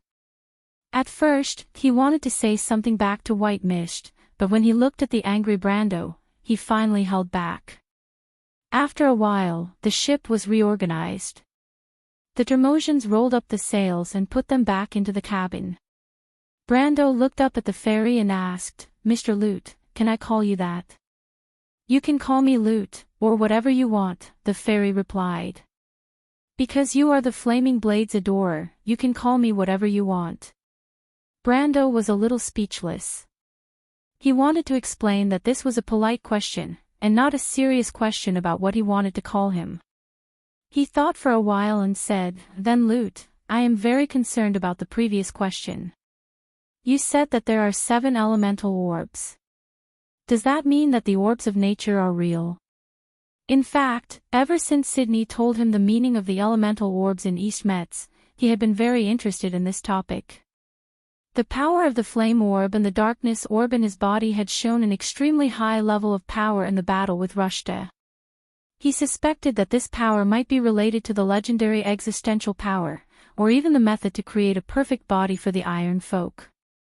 But unfortunately, ever since he felt the power of the flame orb in the Cold Dew Manor, Oderfeis will seem to have fallen into a deep sleep again. No matter how he tried, he could not activate it at all. Apart from being able to use the flaming blade's power, he could no longer feel the existence of the flame orb in his body. So now, he urgently wanted to know everything related to it. In response to Brando's question, Lute nodded and said, "Because it was never a legend." Brando nodded and did not question it. He also did not ask the question of where the orbs of nature were born if there were no natural planes in this world. After all, such a question was even more nonsensical than asking fairies why they knew the names of their own kind. Although there were only 4 worlds within the elemental barrier, the mountain of ceasing storms, the stone pivot, the scorching river, and the shallow sea, light, darkness, and other natural elements all had their own places of abundance. In those worlds where the 3 elements originated, there was nothing strange about the existence and birth of the nature orb. "You said that they are keys."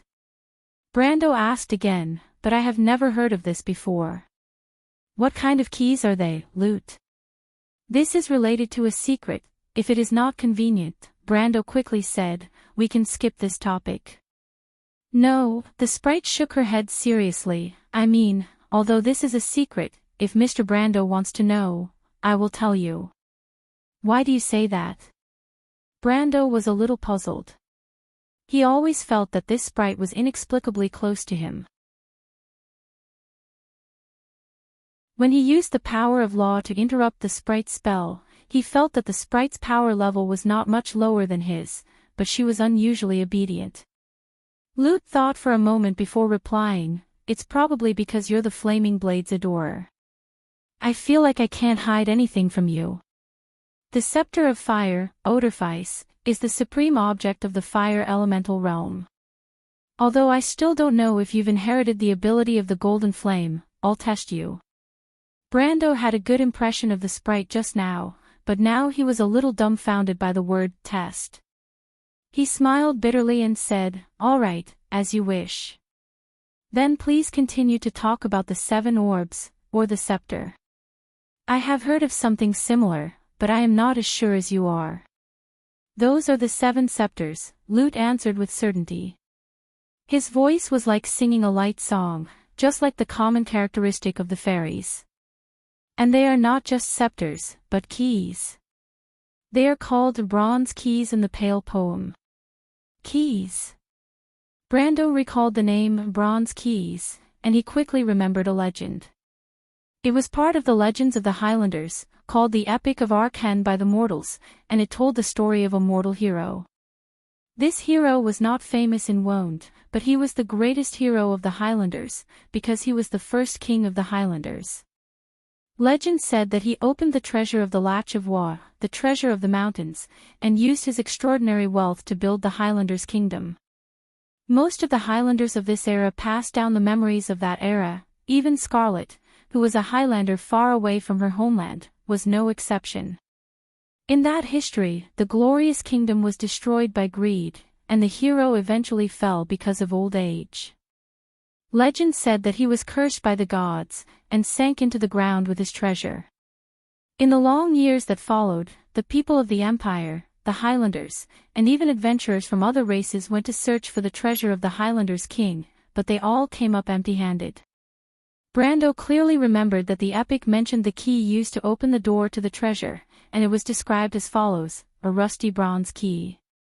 Rust was verdigris, but the Pale poem often used metaphors to describe history, so it was often difficult to understand its meaning on the surface. The pale poem said that it was the bronze key, and it was very likely that it was an indirect metaphor that it had some kind of secret connection with the word bronze. Is it the Epic of Arken? He asked. The fairy nodded. Brando suddenly understood. In his previous life, like most players, he had studied the Pale Epic.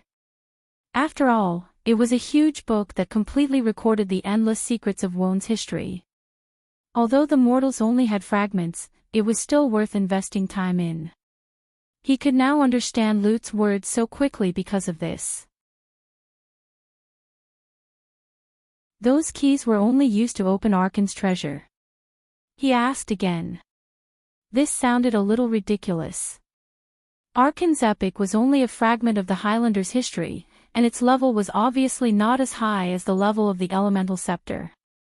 After all, Halran Gaia was one of the most important legends of the Temple of the Earth, but it was only a part of the elemental scepter.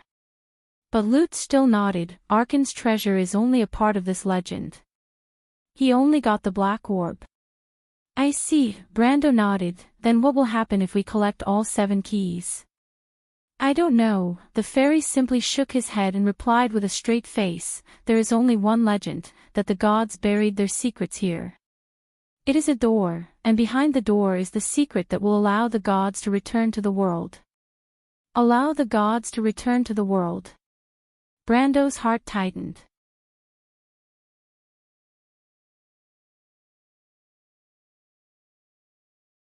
Chapter 1132. Let the gods return to the world. Brando's heart tightened. If others understood this sentence, they might think it was a secret to return to the era of the gods.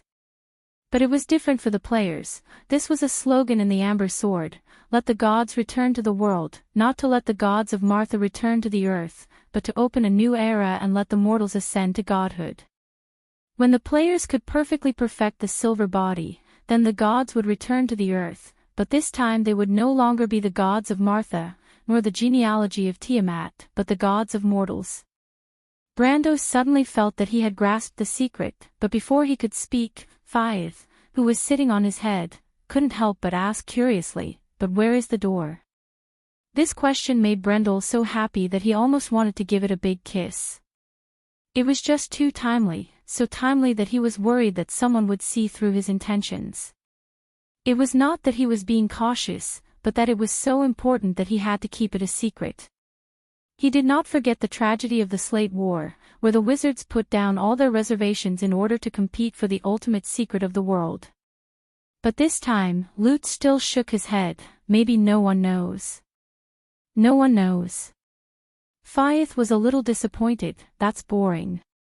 History itself is serious. Lute felt that his authority was questioned and frowned. He said loudly, and it's not that there are no clues, at least I know someone who knows the secret. Who? A Myrna man named Odin, but he died a long time ago. Isn't he still dead? Fyeth curled her lips. But Brando interrupted her and said, the Dark Dragon. Lute was very annoyed that the damn ice sprite went against him, and he replied angrily, it's him. Not only do I know that he kept this secret, but I also know that he gave the secret to another person before he died. He continued, although I don't know who that person is, I know that he was a mortal who built an empire on the ground. Later on, this mortal died, and before he died, he passed this secret to one of his trusted subordinates. This person must be one of the 4 sages, and it can't be Elorante, Brando muttered. He then asked, what's the name of the empire, Fanzin or Saint Tossol? Or Cruz? I don't know, but I know that this empire is related to the relatives of the fire elementals. That's Cruz. Brando immediately made a judgment. Lute, how do you know these secrets? This knowledge has been in my memory since I was born. We fairies pass on our knowledge in this way. If we know something, we know it. If we don't, we don't. If you ask me how I know, I can't tell you, but I know my memory won't lie to me, Lute explained seriously. Bloodline inheritance, Brando understood. He asked again, what happened after that? do you know who that subordinate is?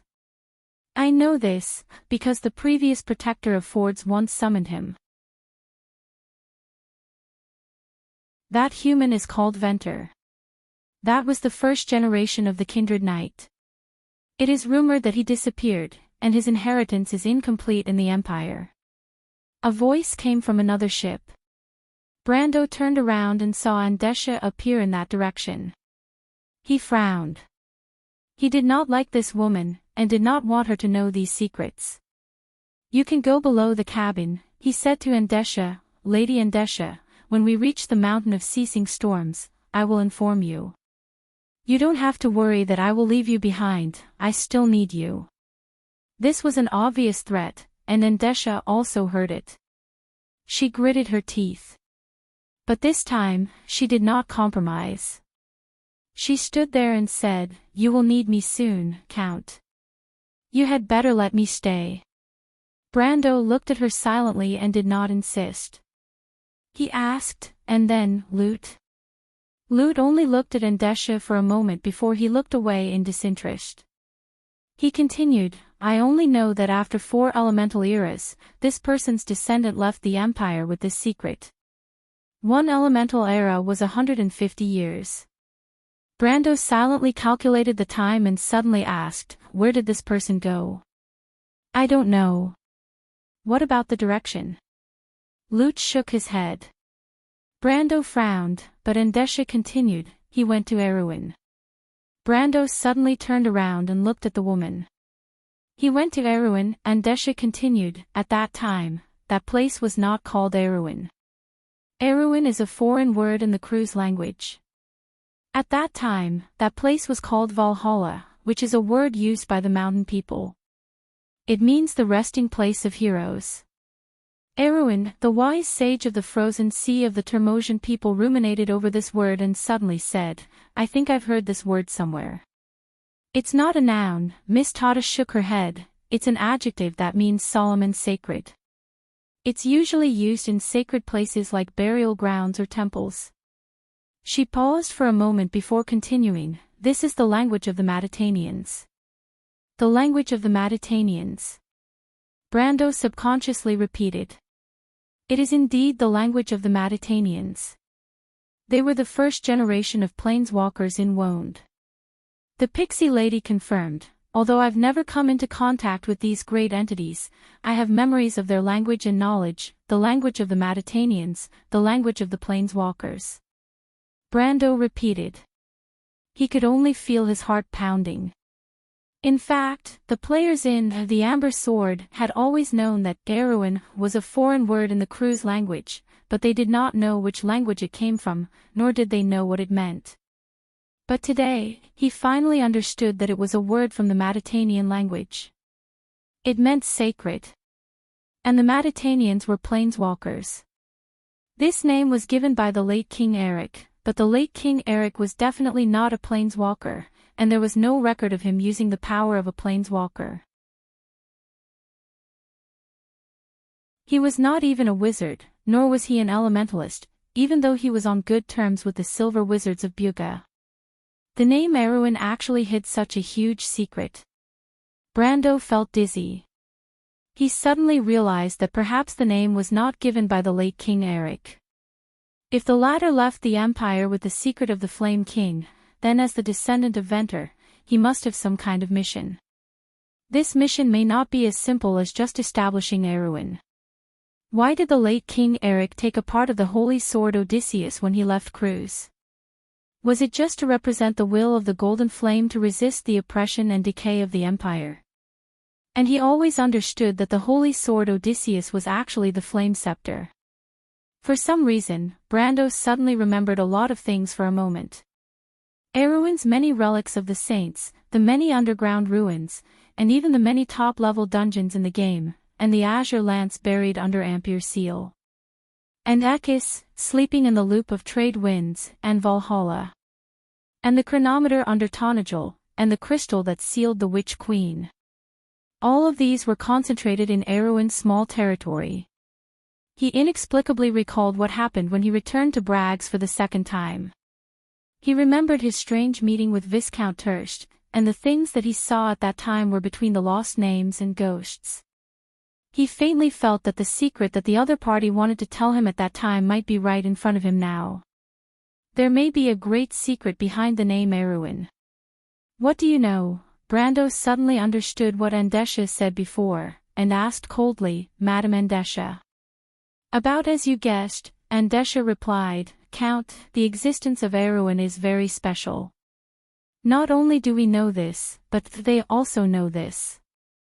Brando knew that she was talking about was actually All for One. Is this why you are so active in Erwin? More or less, that's just one of the reasons, Andesha answered quickly. We are active there, sometimes not to subvert, but to find this secret. In fact, they are much faster than us in this regard. You should know that they have infiltrated the nobles. Brando did not care about what would happen to All for One, he only asked, what is the secret? Andesha shook her head, who knows, maybe the Bugas will know better. They have many observation points in Erwin, and there is a floating city of the silver folk north and south of Erwin. The meaning of their surveillance is self-evident. And they began to get involved in all aspects of the kingdom at the beginning of Erwin's establishment, and there are even their descendants in Karsu. You mean the wizards of the tower and the Bugas also know about this secret? Andesha nodded. Brando frowned. He did not expect there to be such a relationship, but the Shire should know about the composition of the wizards of the tower, but he had never told him about this. The conversation between the two was fast and urgent, and the others around them were silent. You have been operating there for hundreds of years, and in the end, you have nothing. It's not that we have nothing. We guessed that there was something sealed under Erwin. We found an entrance in Yenbao, and All for One found an entrance in Erech and Brags. Yenbao. Brando's mind suddenly flashed with Dilferi's face, and he recalled everything that happened in Ampere Seal, the crystallization disease. The term flashed through his mind.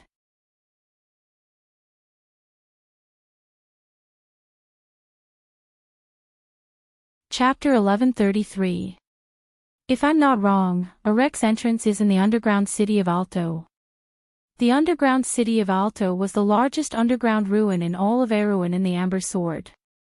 It was an open map divided into 7 floors, and the area below the 7th floor was ruled by a distorted will, which was said to be the will of the evil god Andonio. But as someone who came from the era after the year of the astrologer, he knew that there was a seal of time below, and it was said to be a new dungeon that would be opened after the end of the War of the Slate. Andesha nodded. Then what about Brags's entrance? Brando asked again. It's in a legendary holy relic near Fortress Reden, but no one has ever seen it before. Around the year of the croaking frogs, there were strong magic ripples that seeped out from under Brags, and that was how All for One detected it and calculated it.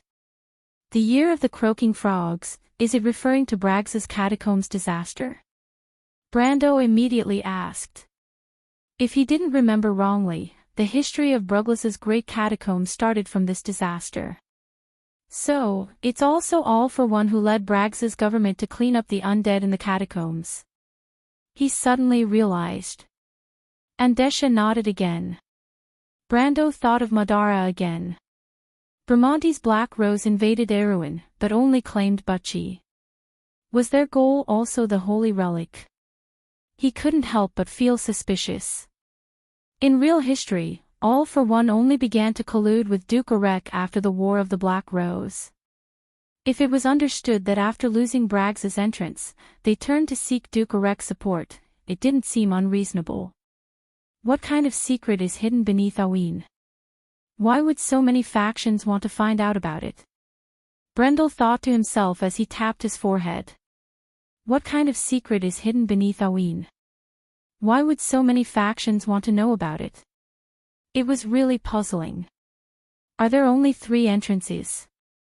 He asked. We suspected that there might be another entrance in Randner or Tonajul near the Loop of Trade Winds, but... Andesha replied. But I interrupted your plan. Not only that, the Cruz Empire's plan cannot be delayed. We can't afford to wait. Brando nodded. He had already thought of Tonajol when Andesha mentioned Yenbao. He had not forgotten the seal of time beneath Kelsey's tomb. In fact, he didn't expect that a simple question from him would lead to such a topic. After thinking for a while, he finally decided that when he returned to Tonajol, he would definitely go back and meet the dear Demonis. If possible, he even wanted to enter the seal to take a look. He had a vague feeling that there might be some problems here. But before that, he looked at Andesha and asked, "Aren't you afraid of being punished for telling me this?" "We thought that you knew," Andesha replied without changing her expression. "But I don't know," Brando replied. "There's no benefit for you to tell me this now, is there?" Andesha's gaze shifted to White Mist. She hesitated for a while, then retracted her gaze and replied, "I have a few questions." Brando looked at her warily, taking in all her small movements. He replied, "Is this what you want in exchange?" "I can guarantee that my questions will not harm your interests, Count Andesha." "I can't guarantee that," Brando shook his head. "Do you still think that you're trustworthy, Andesha? You should know better than me what kind of organization the tree herders are." "That's why I took the initiative to tell you this," Andesha replied. "I believe in your character, Count Andesha." White Mist suddenly turned around and asked, "You want to know about the Ring of Ashes?" Andesha was slightly startled. She looked at the ancient witch's spirit with some hesitation, but she nodded in the end. "Agree to her request, Brando." "You mean, Lady White Mist, I agree to this exchange, and I also have some questions for her. I hope that you can listen to them." White Mist said. "I agree." Andesha hurriedly replied, as if she was afraid that White Mist would go back on her words. Brando looked at her suspiciously. He did not know what this cunning woman was up to, but he believed in White Mist's thousands of years of experience and nodded. "I know what you want to ask, little girl, but this isn't the place to talk. Let's find a place to talk later, but before that, it's best if you don't play any tricks." White Mist leaped up and landed on his shoulder. She raised her prismatic eyes to look at the Rotten Lord and said, "I know what you want to ask, little girl, but this isn't the place to talk." Andesha looked at Brando with some fear and nodded silently. At this time, the fairy waited for the three of them to finish their conversation before she finally spoke with a calm expression. "Mr. Brando, were you talking about Erwin?" Brando was startled and looked at her. "Miss Tata, do you know something?" Only then did he remember that she was a supreme saint. According to White Mist, this fairy lady should be a witness who had lived for thousands of years. If Eloranta knew something, then she would at least know something about it. As expected, Tata replied, "I do know something about Erwin." Brando immediately turned his attention and asked eagerly, "Then Miss Tata, do you know the real reason behind Erwin's establishment?" The fairy nodded. "My understanding of Erwin happens to be related to this matter. In fact, Sage Elanta knows more about the inside story. This is related to their agreement with Odin, but I only know a small part of it." She continued, "Because when this kingdom was established, it was also an important event worth recording in the shallow seas. Behind the establishment of this kingdom, there was at least the support of the Holy Cathedral of Fire, the Holy Cathedral of Wind, and the Bugis. The Holy Cathedral of Fire. Mr. Brando is a subject of Erwin and should know the history of this kingdom better than I do. At the beginning of its establishment, the war with the Crews was actually a war between Erwin and the Crews royal family. If the nobles of Crews had the full support of the Holy Cathedral, it would obviously be much more difficult for Erwin to gain an independent status." Brando nodded. At that time, Erwin led the rebellious people of Erwin out of the empire with the belief of the Flame King and established a kingdom in the Black Forest. In essence, he challenged the majesty of the Crews royal family. Not to mention, he also took away the fragments of Odorfice. So the war between Crews and Erwin was ultimately led by the royal family. But if the Holy Cathedral spared no effort to support the royal family, then the people of Erewhon would have to face the entire empire. Under such circumstances, even with the support of the Wind Elves, the final outcome would be difficult to predict. The Holy Cathedral of Wind and the Holy Cathedral of Fire could only be said to be equal in power, but the ancestors and nobles of Erewhon were far from the power of the nobles of the empire. And the inaction of the Holy Cathedral at that time had already explained everything in itself. Brando had never thought about this before. In fact, there was no need to think about it because this period of history had little to do with the players. But now that Tata mentioned it, he immediately understood. Seeing that he understood what she meant, Tata continued, the Holy Cathedral of Fire made their stance clear, the Wind Elves spared no effort to stand on the side of Erewhon, and with the secret help of the Bugis, Erewhon was able to be established. But why did they do that? When the Empire lost the war, shouldn't it be the prestige of the Holy Cathedral that was damaged? Faya asked again with a puzzled look. For a lady of the fairies, she did not care about the atmosphere or the occasion. If she was curious, she would ask, this was their etiquette. At this time, Brando understood. Without waiting for Tata to answer, he took the initiative to explain, so after the war, Erewhon was still a country that believed in the path of the golden flames and did not lean towards the faith of Saint Tassol. I have been neglecting this point. Is this some kind of compromise, Miss Tata? Tata shook her head, I don't know much about human politics. Maybe it is. But I don't quite understand, Brando interrupted, what is the motive of the Holy Cathedral of Fire? It is to bring the holy sword Odorfice out of Cruz, Tata replied with certainty. To bring the holy sword Odorfice out of Cruz. Why? Because before Lord Odin died, he told the four wise ones that the mortal kingdom would eventually decay and fall, and history would repeat itself. He could not see the hope that Martha spoke of in the Black Iron generation. Tata replied calmly, for this reason, the four wise ones made a sacred oath to keep the hope and faith of the civilized world. The dragons and the Bugis also witnessed this oath as participants, and have been carefully upholding the terms of the oath for thousands of years. Is this what he promised you? White Mist suddenly stood on Brando's shoulder and asked. The fairy nodded. Lord Odin knew that the defeat of the Myrnas could not be reversed. After all, the root of the disaster had already been planted, and the war started by the four wise ones was not as unjust as the Silver Queen imagined. Lord Odin could see this future, so he compromised with the four wise ones, and he also knew that the Black Iron people would one day embark on the same path.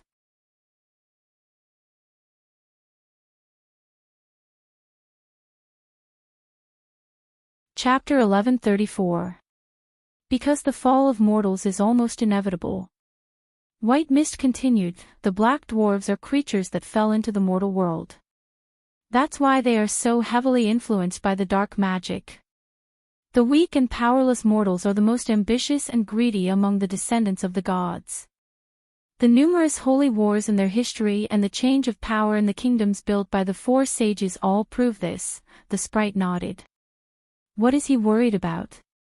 The descent of the Twilight Dragon. Why is he in such a hurry to find someone to inherit his path? White Mist asked. But civilization has existed for 6 eras, and we even achieved a rare victory in the last war. Why is he in such a hurry? I don't know, Tata replied. Maybe it has something to do with the war outside the elemental barrier, or maybe it has something to do with Lady Martha's oracle.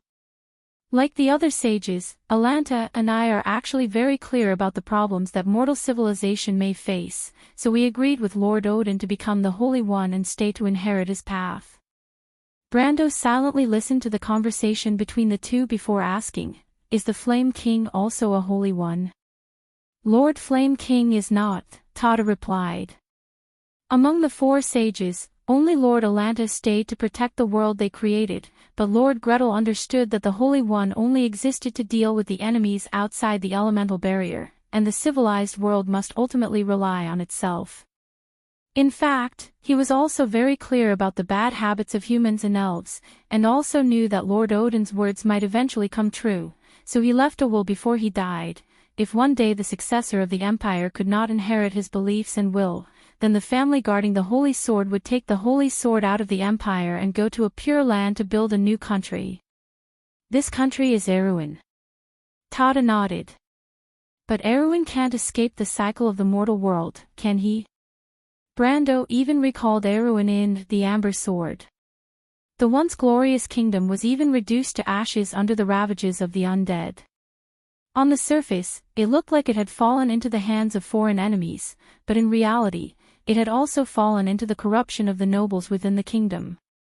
In this era where elite politics dominated everything, the elite nobles were often the first to fall into self-destruction, causing the entire kingdom to be on the verge of collapse. In this case, wouldn't the Flame King's efforts be in vain? He might be able to lead Erwin's glory for hundreds of years, but the faith of the Golden Flame would one day be covered in dust. History was undoubtedly the best annotation in The Amber Sword. But this time the sprite gently shook her head. I don't think the Flame King simply wanted to continue the faith of crews in a new land. Erwin built the kingdom for the Holy Sword Odorfice, and the Lionheart sword that sealed its soul as its faith. The kingdom will fall, but this sword will stand on this land. What's the difference? Odorfice stays in the crew's empire, and it won't be harmed in the slightest. The difference is the land. Tada corrected him, this land is special. Not only the Holy Sword Odorfice, but also the Halran Gaia, the Frost Chant Sinna, and the Azure Lance. Aren't they all sleeping on this land? And the will of the mountains and rivers. Brando thought and added silently. So what's so special about this land? He asked again. The sprite looked at him and did not answer the question. But Brando understood what she meant. You don't know either, Miss Tada? He asked. Indeed. Perhaps, Tada said.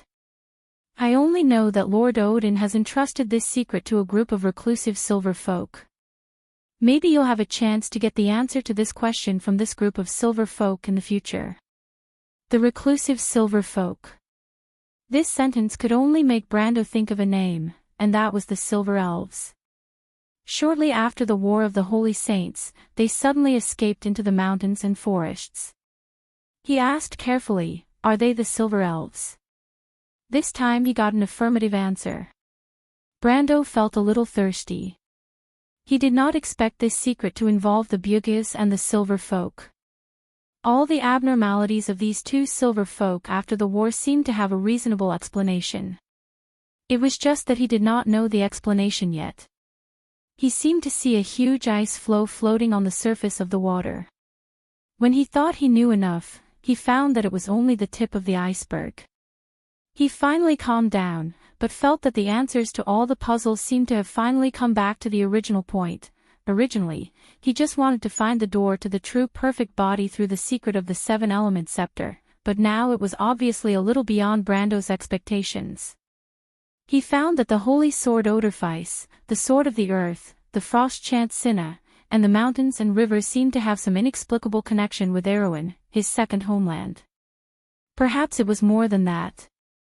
Because he also knew that not only did Erwin have the above holy objects, but the dark orb hidden in his body at the moment was also one of the components of the seven-element scepter. These components were inexplicably gathered in this small kingdom. What did this mean? Brando felt his mind in a mess. The answers to the questions that he thought were simple and clear suddenly seemed to have become a little complicated. It was as if he had vaguely grasped some of the questions, but they were scattered and independent, like fragments that were difficult to understand. He was silent for a while before he finally came back to his senses. In any case, this was not his main concern at the moment.